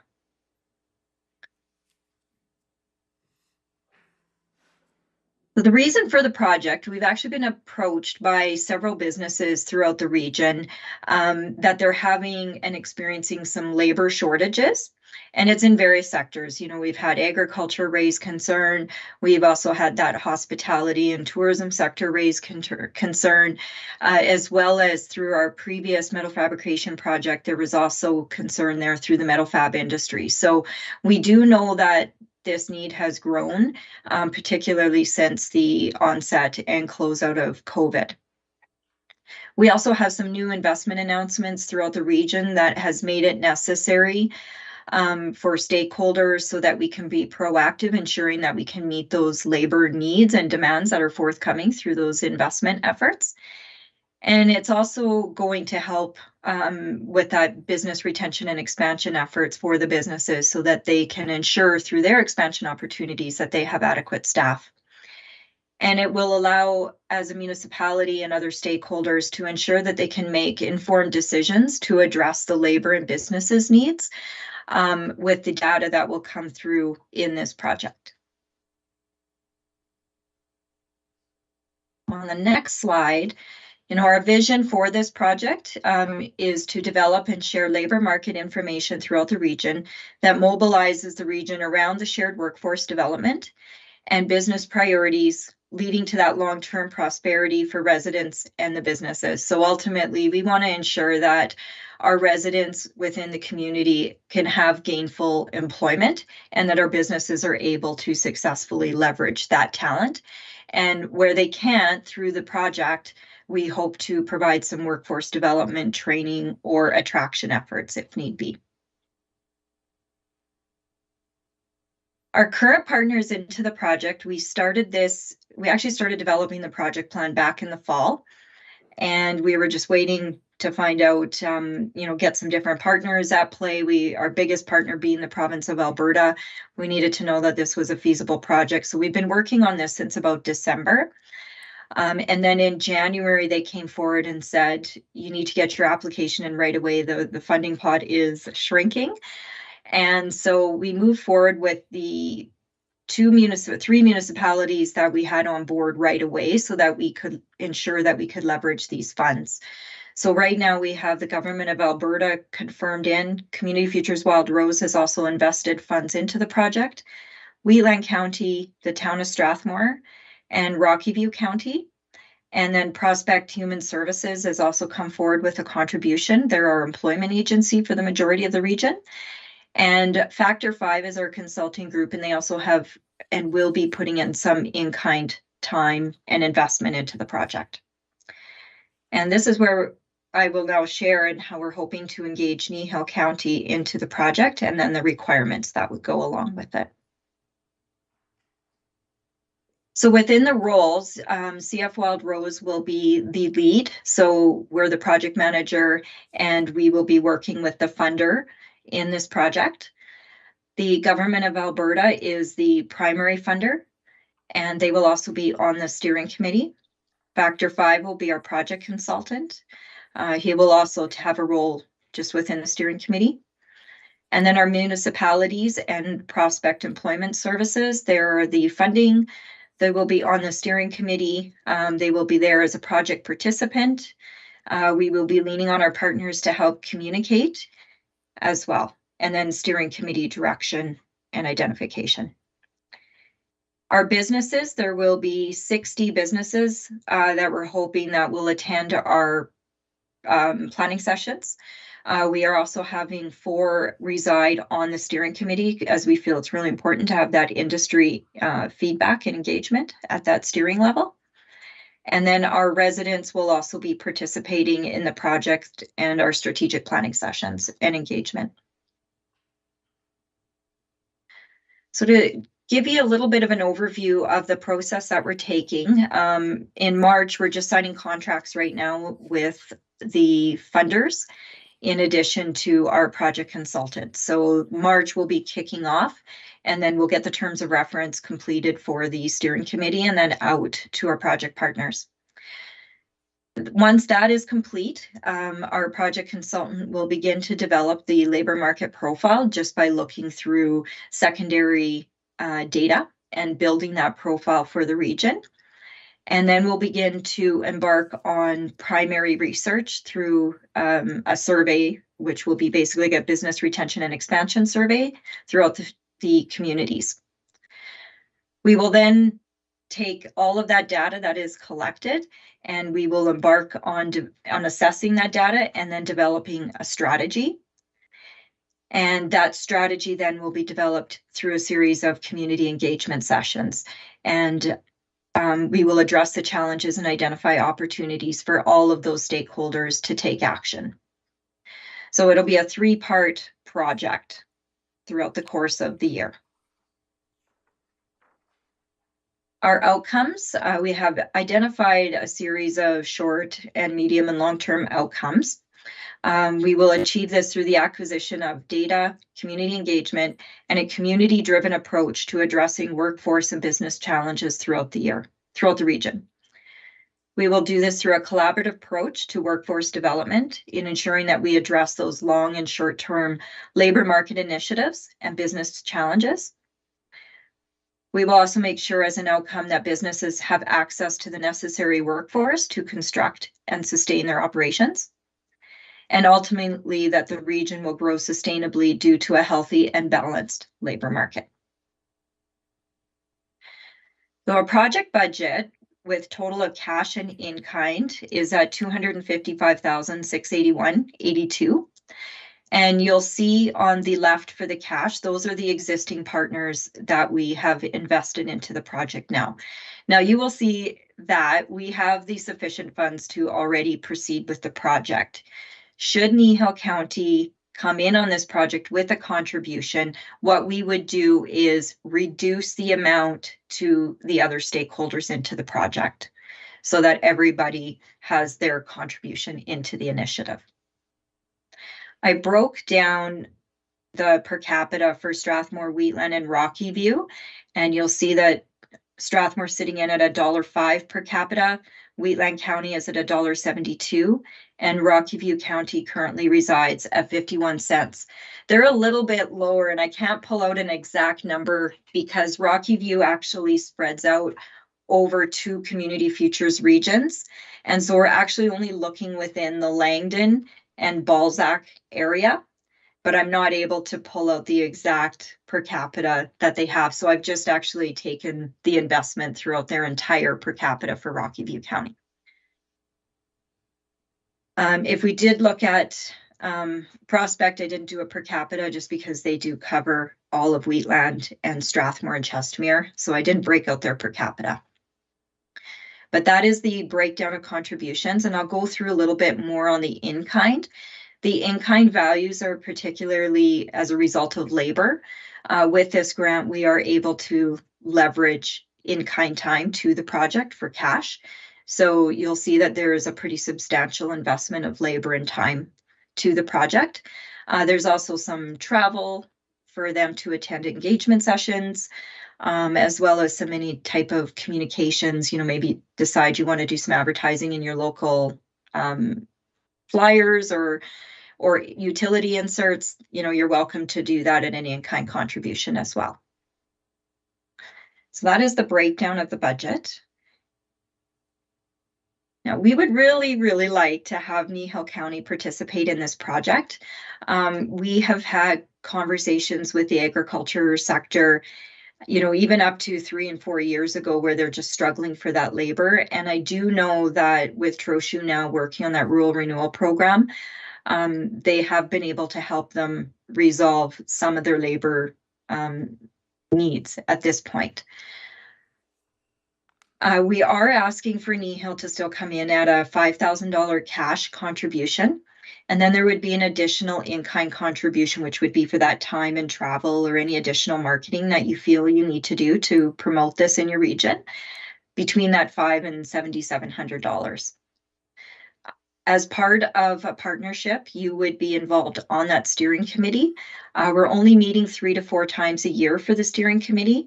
We would also ask that you participate in any community engagement, any of the business visitations that we will be doing as we do our surveys and engagement, that one-on-one feedback with the businesses, and then any time as needed to review, any reports or data that comes forth throughout the project. So the total hours we're expecting is about 12 hours per month, and that could vary just depending where we're at in the project throughout the year. That's all I have to share on the project, and I'm here to answer any questions that you may have or with respect to the ask that we're seeking from Kneehill County. Well, thank you, Wendy, for your presentation. Are there any questions from council? Yes. I got it, thanks. Yeah, sorry, Faye.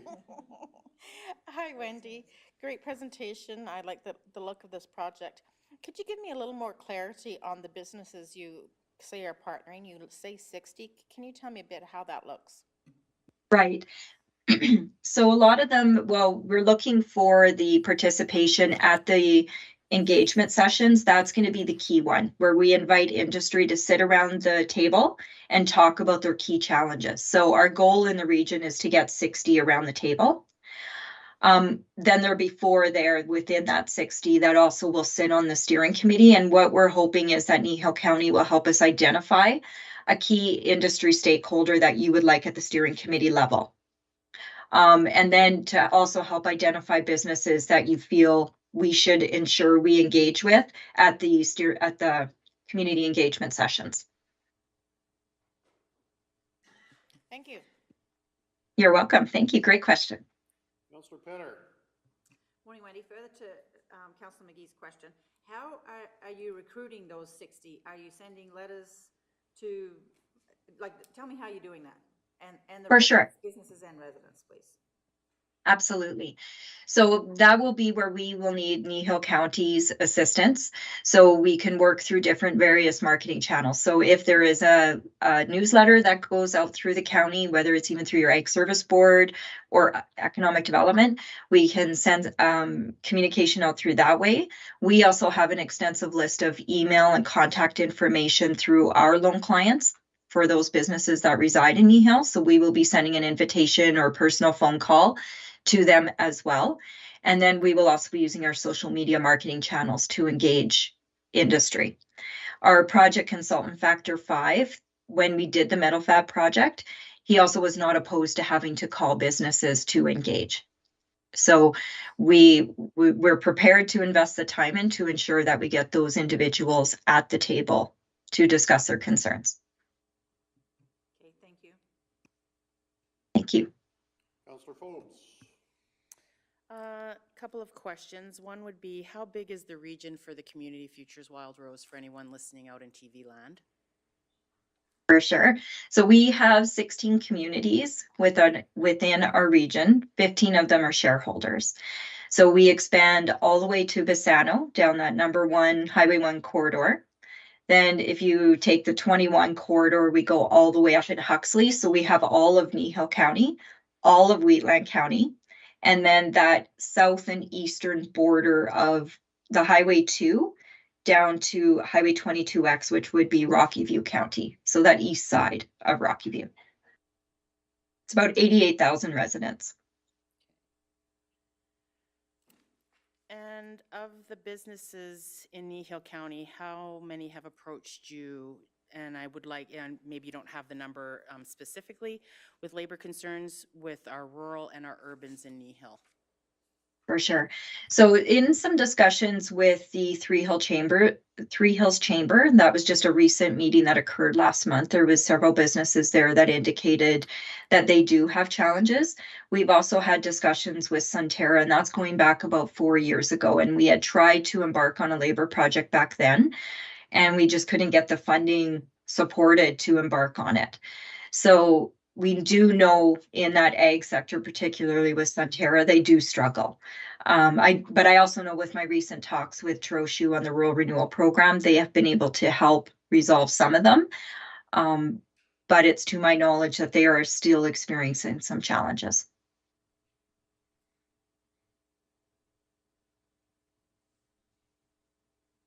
Councillor Cunningham.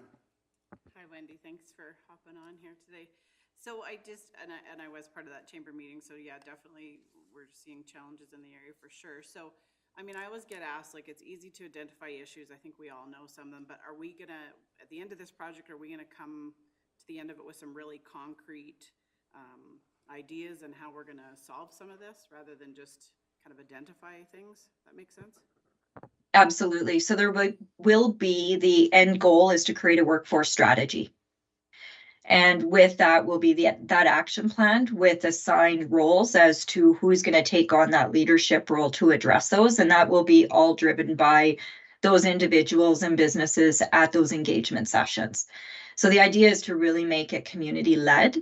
CF will still continue to ensure that, we do play a part and a role in that project, but out of that engagement and that strategy, we will be identifying those roles and the key actions to take. Councillor Cunningham. So, and Wendy, so the in-kind portion that you're asking for, are you looking for staff time from Kneehill County, or is it more a council representation? It can be whichever role Kneehill has that capacity to do that. So if you guys wish on the steering committee to place an elected official, you're more than welcome to do so. But if there's a staff member that wishes to be on that steering committee, then we're happy to entertain that as well. It's whatever works best for your municipality.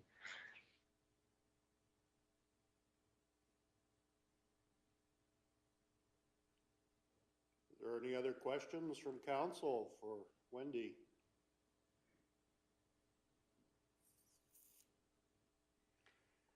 Well, I do not see any, so thank you once again, Wendy, for coming on. Hope the weather turns better in Strathmore for you. We will be dealing with this further on in our agenda, so we have some information now, so thank you very much for providing that to us. Okay, well, thank you very much, Reeve Whitstock and council, for the presentation and your time today, and we look forward to hearing from you. Okay. Thank you okay, thank you. And again, just thank you for all the contributions you do with Community Futures Wildrose and the support to our program. It's always as great to work with you all and the staff. All right, thank you for okay, that. And, thank you. Take care. We like to work with Community Futures, so very well. That's great. Thank you so much. Take care. Bye.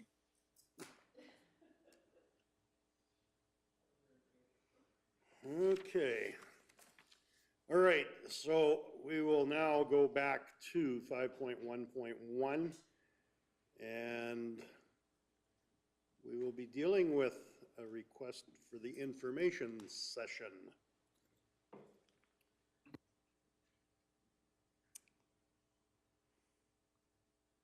Thoughts?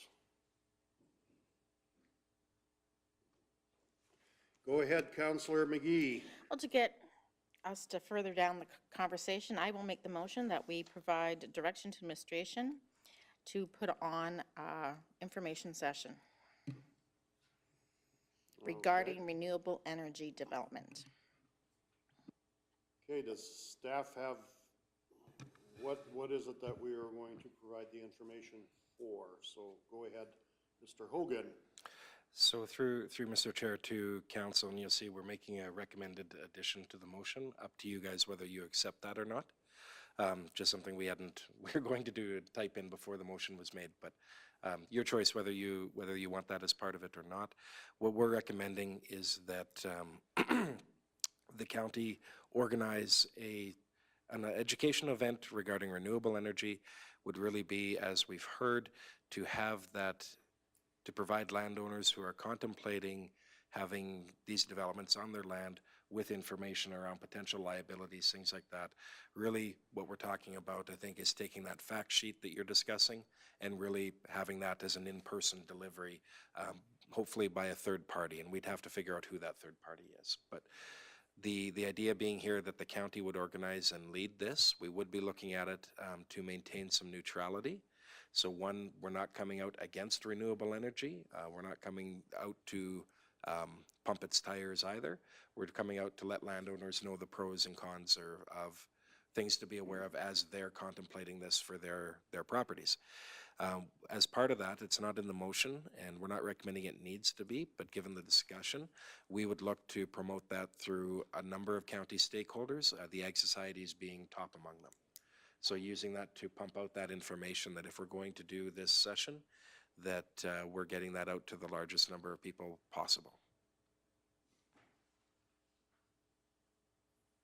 Councillor Penner. So in hearing that, do we need to make a slight amendment to say that we would like to do it in conjunction with stakeholders or the Ag Societies?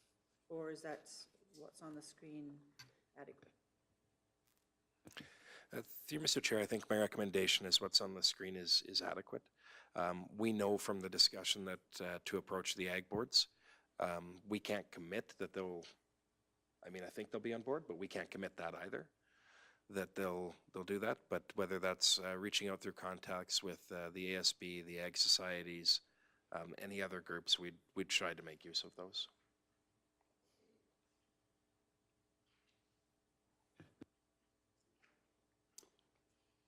Yes, Councillor McGee.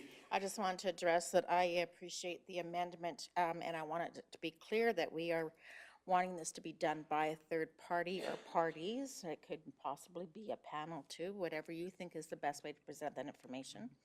But I don't want us to be the presenters, only the organizers.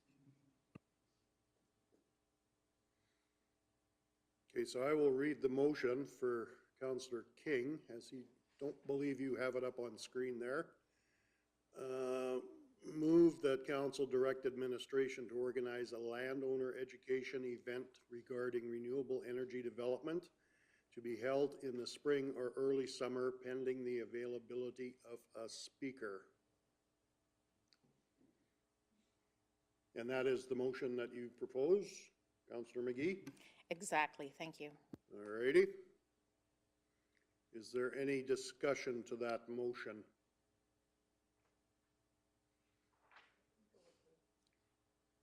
Okay, I don't see any discussion to the motion. I do agree that we stay neutral. Okay, so I'll call the question. All those in favor? And that is carried unanimously. Okay, thank you. All right, our next agenda item, 5.1.2, Municipal Development Plan Review Process, and welcome back, Ms. Hazelton. Thank you. So the Municipal Development Plan is a high-level, long-term policy document which provides guidance and clarity to ensure that future growth within the municipality is sustainable, orderly, appropriate, complementary, efficient, and enhances the quality of life for citizens in Kneehill County. This document is a living document, and it should reflect Council's vision and mission, and it should align with Council's strategic plan. Several amendments to the plan have been done, but a complete review of this document has not been done since 2026-17. A review of the municipal development plan allows Council to create priorities for the municipality using goals, objectives, and policies for each specific section of the plan. Council has discussed some possible amendments to the municipal development plan, and administration is proposing that this is now the opportunity to ensure that this plan aligns with your strategic plan, which you've just drafted. And again, that this is a local plan that is something that is required by legislation. So Carolyn, if you can pump over, thanks.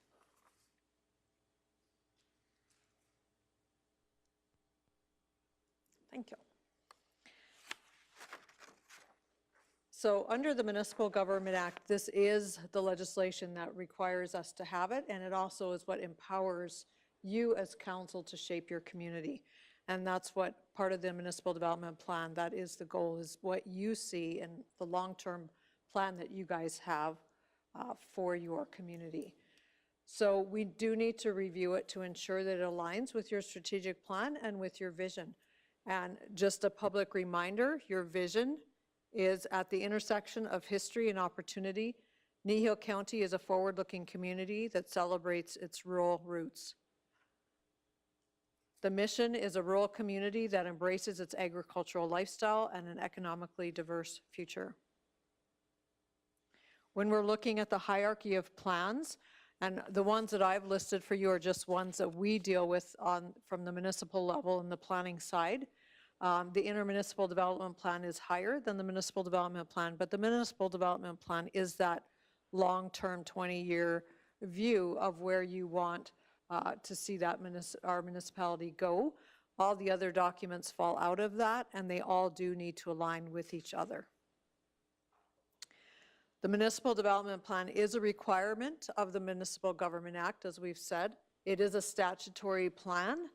It is our highest ranking municipal planning document outside of those intermunicipal ones, and it is there to guide future land use and development. So some of the roles of council are you guys are responsible to establish broad planning policy. It is to be our long-term perspective and very big picture benefits. And we are to balance the preservation and responsible and sustainable economic development. So again, once we highlight things within the municipal development plan, then budgets and how all those things work, it all works together. So as you guys are prioritizing things in the plan, it all falls down into other areas within the organization. So in the Municipal Government Act, there are some things that we have to address in the municipal development plan. One of those is future land uses, the manner of future development, coordination of land use, which is future growth patterns and infrastructure, transportation systems, and municipal services. We also have to ensure that the plan is compatible with the subdivision development regulations. We also sit under land use policies in the Land Stewardship Act. We don't have our regional plan yet, but once we have our regional plan, we will have to align with that. So in the meantime, we have to align with land use policies, subdivision development regulations, and the Land Stewardship Act. We do have to discuss municipal reserves within the document and protection of agricultural operations. All of those pieces will go into more detail when we actually go into the review of the document. This is just a very high level, again, of what this document is about. There are some limitations, so plans and policies are really to work for a desired strategy over time. So again, the municipal development plan is very general in nature and long-term in outlook. So it's not down in the details. Those are the things that come out in land use bylaw. This is very goal, objective, policy-driven document. I do have a map at the end, but I want to make sure that the areas shown on maps, when we talk about the intermunicipal development plan and the growth areas that we have highlighted by previous council or last time we talked about this, they are not an automatic use, approval of use. They have to be, any applications within those areas have to be assessed on a case-by-case basis. And the achievement of goals are subject to the financial capacities of council and consideration. So just because you have goals within the document doesn't mean that you have to do them, because you're always looking by budget year on what's feasible within our organization to achieve. So there are some options in that engagement process, and administration is certainly recommending one. So the option is to do focus groups, open house, questionnaires, workshops. The public hearing piece is required. We are required by legislation to, once the document has been revised, to circulate it to all of our adjacent rural and urban municipalities for comment. And then we keep it open for any comments from the public as well. And then it would go to that public hearing process. So administration is proposing a working group style where a maximum of 3 councillors and 2 members at large meet to discuss a particular area of interest within the document. Members at large will apply and be appointed by council. And any revisions or any feedback that is gathered at the workshop portion would be presented back to council as a whole and looked at as to whether or not you want to amend or revise different portions of the document. Members at large must be a landowner. They do need to be invested in the sector that they want to represent, and we will talk about those sectors after. They cannot be related to any council or staff members, and they do need to be available. What we're proposing is a maximum of 3 half-day meetings.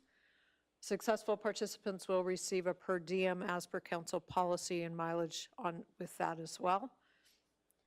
So some of the areas of interest that we have in the existing municipal development plan, we are going to lump a couple of these together just because they make good partners when you're working in a working group.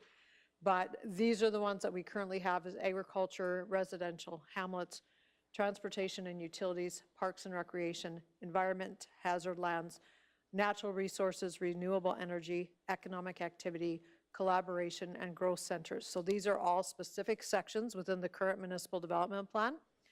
And we're proposing that we lump some of these together. So agriculture is a big enough piece that I think it stands alone. Residential and hamlets could be lumped together as one working group. Environment and recreation, natural resources and renewable energy, transportation and utilities, economic development and growth management. The timeline that we're proposing is that we start the conversation at the April, once this is approved and you guys are on board with doing this more public engagement, then we would advertise for those members at large. But the conversation would start in April, where we would break into those smaller sections and you guys would determine how you want to participate and in what groups you want to be on. And you would also, hopefully by then, we would have some members at large that you guys could look at appointing as well. And then we would start with the scheduling of the engagements. Those could be scheduled with the COW meetings or at the ends of MPC meetings as well, just to help make it less days. And then we're hoping that there will be a proposed completion, and this is just for the revised document in November of 2023. At that point in time, it will get sent out for the broader comments period through urban and rural. And then I just wanted to include, again, this is the map that is included in the current one. This outlines our existing intermunicipal development plan areas, as well as what council has proposed as some potential growth areas. And so those will be things that will be discussed when we get into those working groups, and then as council as a whole when it comes back to the table. So a lot of what we have gone through in this little presentation is what's outlined in the request for decision as well. The budget will be impacted for the member at large per diems and mileage. If we do have members at large for all of the previously noted sections, and the per diem cost would be approximately $5,300. Mileage would be an additional cost on that. Funding for this engagement will be taken out of the strategic initiatives budget. Staff resources will also be utilized and can be accommodated by current staffing levels. And so that's what we are proposing. Questions? Council have any questions for Ms. Hazelton?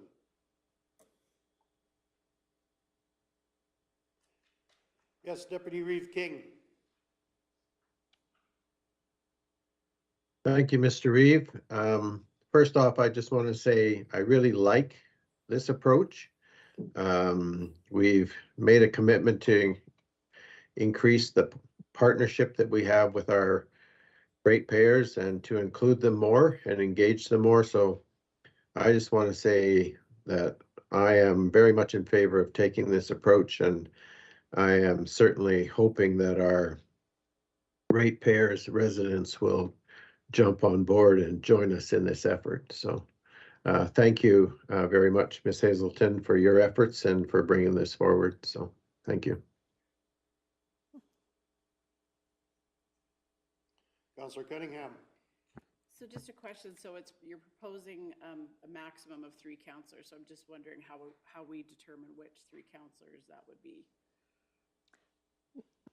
Through the Reeve, that would be done through the April Committee of the Whole meeting when we come back with members at large, and that gives you guys some opportunity to think about which sectors you want to participate in. And then it's up to you if you want to amend how we do that at that point in time, but that's certainly where we'll have that conversation in the more details.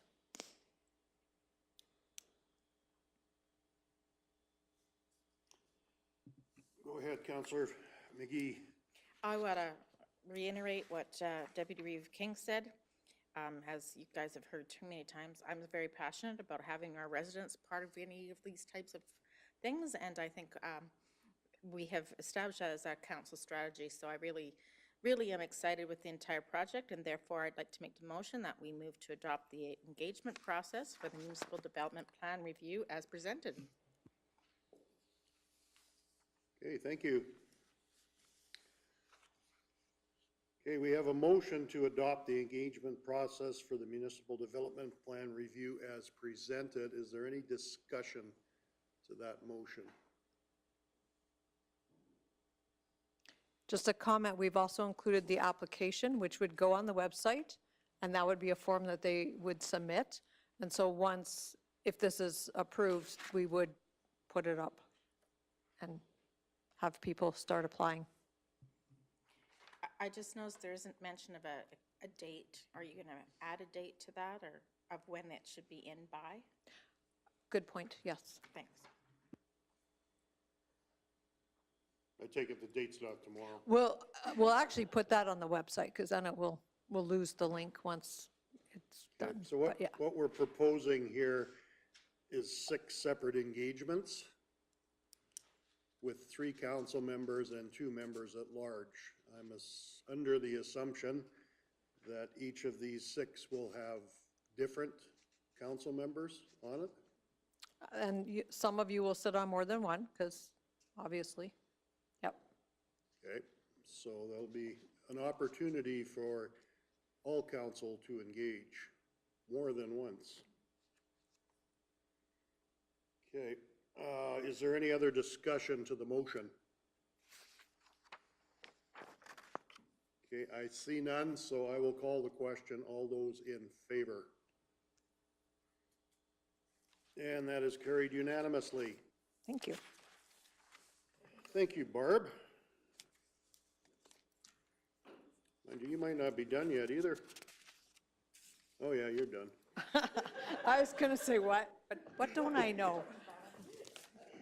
Okay, our next agenda item, 5.2.1, letter of support for Nature Conservancy of Canada. Welcome, Ms. Sherwick, and anytime you are ready. Thank you. Good morning, Council.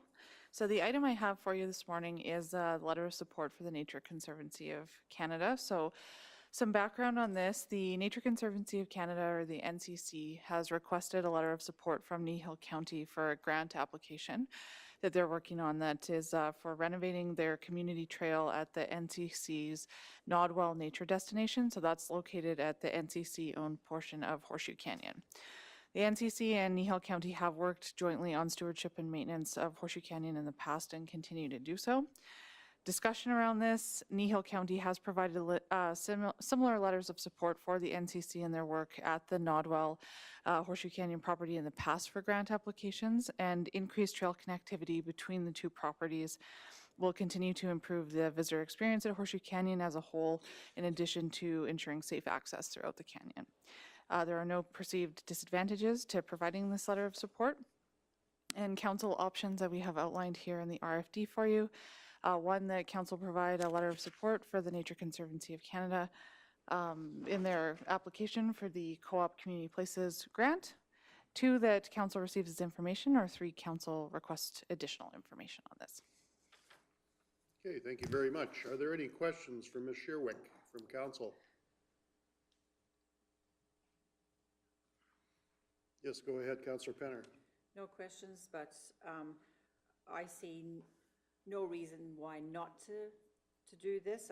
From what I've seen and heard, we've had a good relationship with them, and so I would make that motion that we, provide a letter of support for the Nature Conservancy of Canada in their application for the Co-op Community Places grant. Okay, thank you. We have a motion before us as presented on screen. So their trails are connected to our Kneehill County trails currently? So currently, any connectivity between the two sites is just through informal user-created trails. So my understanding is that this this grant would be put towards, in addition, and actually in addition, the NCC also has some plateau top trails with a little bit of interpretive signage on there, on the NCC owned property, as well as an access point to the bottom. So this would be around just improving that access to the bottom of the canyon on the NCC owned portion, as well as then that would be a further conversation on where those connectivity points between the two pieces would make sense to connect that way. So yeah, currently there is connectivity, but it's all just user created trails, nothing formal at this time. Okay, so I guess the connectivity will be enhanced a little better than what it is currently. Yes, yes. Okay. Okay, are there any other questions dealing with the motion? I don't see any, so I will call the question. All those in favor? And that is carried unanimously. Thank you very much. Yes, thank you, Ms. Sherwick. So, where are we on the agenda here? 5.3.1, RCMP reporting on council's priorities, enforcement updates. You'll be taking this, Mr. Gannon? Yes, Reeve. All righty, well, anytime you're ready. Thank you, Reeve and Council, for allowing me to bring this forward. As per the wonderful presentation by the RCMP, now we're coming back in front of Council to ensure that Council's priorities can be communicated formally through the RFD process to ensure that we can communicate back to the RCMP of where the strategic direction Council wishes go. In 2022, the priorities were set for rural crime prevention, enforcement and education, community safety through programs and workshops, presence in rural communities, building relationships and partners, road safety, and working with Kneehill's CPOs in delivery of enforcement and education. As you can see within the RFD document, you can see the different boundary maps. And moving forward with our recommended priorities to Council is stay pretty close to the same path of what we've done last year, as it aligns quite well with our strategies. Working with Rural Crime Watch area groups, community safety through programs and workshops, regional outreach with partners to facilitate collaboration on enforcement and public education, presence at rural facilities, parks, and community events, and others as per Council's direction. So this would leave it a little open-ended to allow us to take feedback throughout the year from Council to ensure that we can shift priorities as required through the community. At this time, I'm able to take any questions that council may have on this.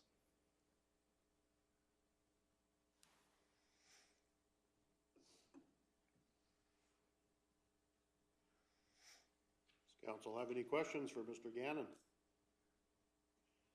Yes, go ahead, Councillor McGee. When we had our presentation this morning, a lot of talk was around mental health, and I don't see us really addressing that particular phrase. Do we want to tweak any of that to maybe include that? Because it was a direct question that we had, is if we wanted to keep that as a priority that was set by the PAC. Do we also want to speak to it as a council? In my opinion, we do.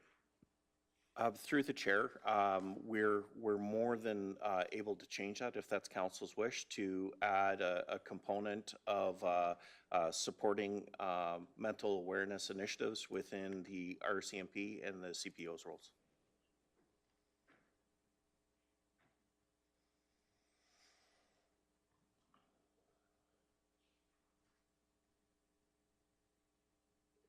So we're looking to add that into our priorities that were set in 2022. We're looking to add that in that block. Is that council's thoughts? Councilor Penner? I don't think we want too many there, like, 5 is lots. Whether we amalgamate some or we feel that some we're already dealing with and they're dealing with them well, we could drop them. I know he didn't bring up necessarily the wording about rural crime watch, but we are a rural municipality, and that's a priority to me, is a rural crime watch, and then for sure the mental health should be in there. So for me, over the last year, I have seen them. They've been at most community events that I've been to. So it's not that we don't want them at those events. I mean, maybe we should bump that one and get the word mental health or some kind of wording around that in there somewhere.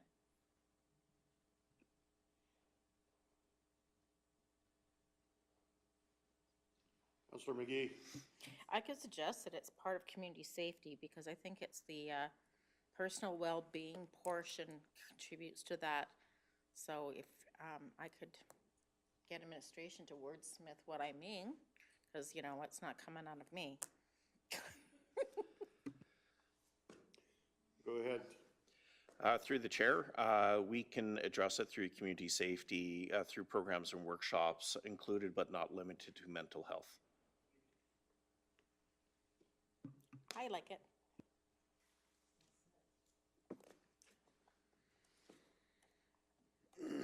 Are there any other questions, concerns,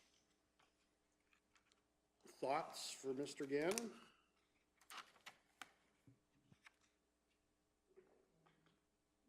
Oh, Councillor Cunningham. I 100% behind the mental health aspect. I think we're seeing it more and more every year. I just always want to be mindful that they are dealing with a staff shortage there. And, there's so many changes coming through with VSU, and some of their partnerships, I think, are been weakened through lack of funding. So definitely I want to see it there, but just always be mindful that they are dealing with a limited amount of resources too. Councillor Penner. Just further to the 4 pillars that Sergeant Day brought this morning, communication through the videos and that, and I think as well as the social media, just communication in general. I think we do touch on that one with collaboration on the enforcement and public education, and his other one was road safely, and to me that's collaboration on enforcement. Or should we do you want some wordsmithing done? But to me they look good, but if we could add that mental, not limited to mental health, number 2. Let's go ahead, Mr. Gannon. Thank you. Through the chair again. I believe that we've tried to leave the priorities pretty open-ended to allow for interpretation, to ensure that those individual variations which you are speaking to can still be addressed, including the pillars which Sergeant Day presented today.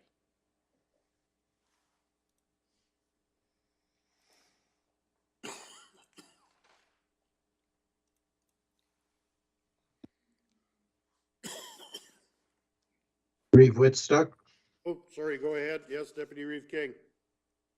not a problem. I think that having listened to Sergeant Day and the focuses that they have, I think a lot of it's in alignment with what we want to do. I like the addition that was made to the community safety side of things, but I also think that the 5 sort of focuses that we've laid out are appropriate for ourselves. So because of that, I'm willing to make the motion that council approve the 2023 policing priorities for Kneehill County as they were amended in our conversation this morning.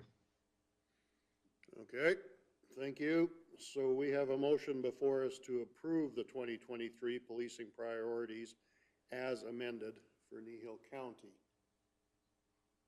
Is there any discussion to that motion? Okay, I see none. I'll call the question. Yes, go ahead, Mr. Hogan. Through Mr. Reeve, we're just in the process of building those into the motion. Oh, So if I okay, can, sorry about that. if I can recommend that we just, if we let Well, Carolyn hang catch on. up. And that way, council can ensure the changes that you wanted are reflected right there. Okay, sorry about that. I wasn't watching my monitor. Yeah. I got too many papers around me.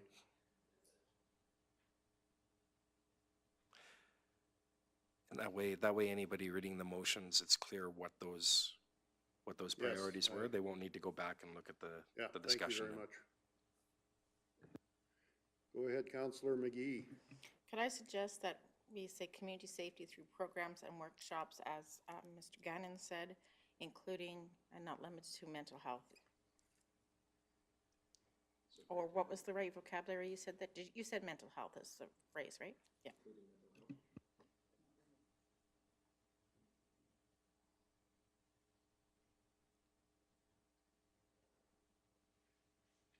Including but not limited to mental health, is that the way it was stated? Correct, Reeve. Okay.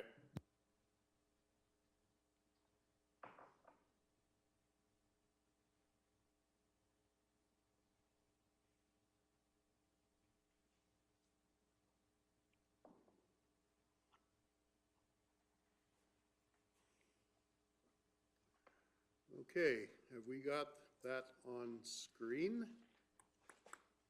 So I will read it back for you, Deputy Reeve King, Thank you, Reeve. to make sure that that is the motion that you are presenting. Move that council approve the 2023 policing priorities for Kneehill County as rural crime prevention, community safety through programs and workshops, including but not limited to mental health, presence in rural communities, building relationships and partnerships, road safety, and work with Kneehill CPOs in delivery of enforcement and education. Okay. Sounds good. Is there any other discussion to the motion? Okay, I will try this again. All those in favor? And that's carried unanimously. I see we have another motion for this agenda item. Yeah, Ken made the motion. So are you gonna go through all these quarterly reports for us, Mr. Gannon? Or do you trust us enough to have gone through them? Through the chair, I am more happy to read through it if you're willing to listen to my voice for quite some time. However, I feel that the information is accurately indicated and is at your availability to review as you see fit. Okay, I'm glad you will trust us on this. Are there any questions, I guess, dealing with the report? Mr. Reeve, Yes, go ahead, Deputy Reeve King. I guess I'm willing to accept Mr. Gannon's willingness to read through the material for us and his willingness also to accept our refusal. So thank you. And I'll make the motion that we accept the RCMP quarterly report as presented. Okay, thank you very much. So we have a motion to receive the RCMP quarterly report as presented. Are there any questions about that report before we go to the next step? A lot of information in there. Okay, if there are no questions, if there is no more discussion, I will call the question. All those in favor? Carried unanimously. Thank you. Okay, our next agenda item, 6.1, additional named insurance request. Welcome, Ms. Severson. And anytime you are ready. Morning, Council. So today I have a RFD in regard to a Wimborne Community Center that is requested to be an additional named insurer under our policies. RMA Insurance, the county's insurance provider, offers coverage for small community groups as an additional named insurance. Wimborne Community Center has requested to have access to this coverage. An initial application has been completed and all documentation required by RMA from Wimborne Community Center has been provided. RMA has subsequently provided a quote, and to complete the addition of the community center as an A&I under the county's insurance policy, council approval is required. The A&I option grants small community groups access to the same group pricing and broad coverage that Kneehill County has as a member of RMA. This provides the community group with both better coverage and lower annual premiums. The county currently has other A&Is that have benefited from this offering for some time, including Swalwell Community Hall Association and Hesketh Hall. In 2021, the Kneehill Adult Learning Services was also added. Any claims made by an A&I can affect the county's premiums. However, in over 20 years of offering this service, RMA has never had an instance where an A&I claim has increased premiums for the municipalities. There's no financial cost to the county as the premiums are billed directly to the A&I, and the only indirect cost to the county is a small amount of administrative time communicating between the community group and RMA Insurance, which is basically once a year. Staff currently assign the insurance portfolio to complete these tasks at the same time as county insurance requirements need to be met. Thank you. Are there any questions for Ms. Severson?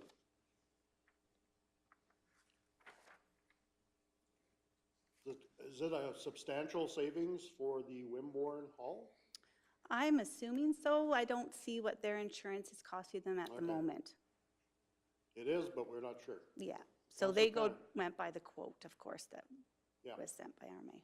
Thank you. Councillor Penner. I know numerous years ago when Swalwell approached, it was a huge savings.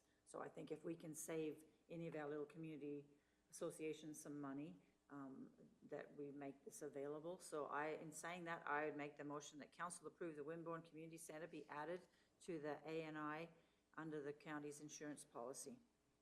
Oh, as an A&I, sorry, get the correct wording. Okay, thank you.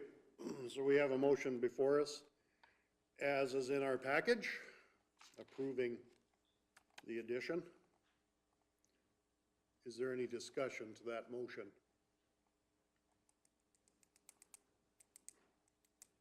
All those in favor? Carried unanimously. Thank you, Council. Thank you, Ms. Severson. Oh, boy. Here we go. Does anybody need a break? Yes, please. Okay, we are in recess. No reflection on. Thank you.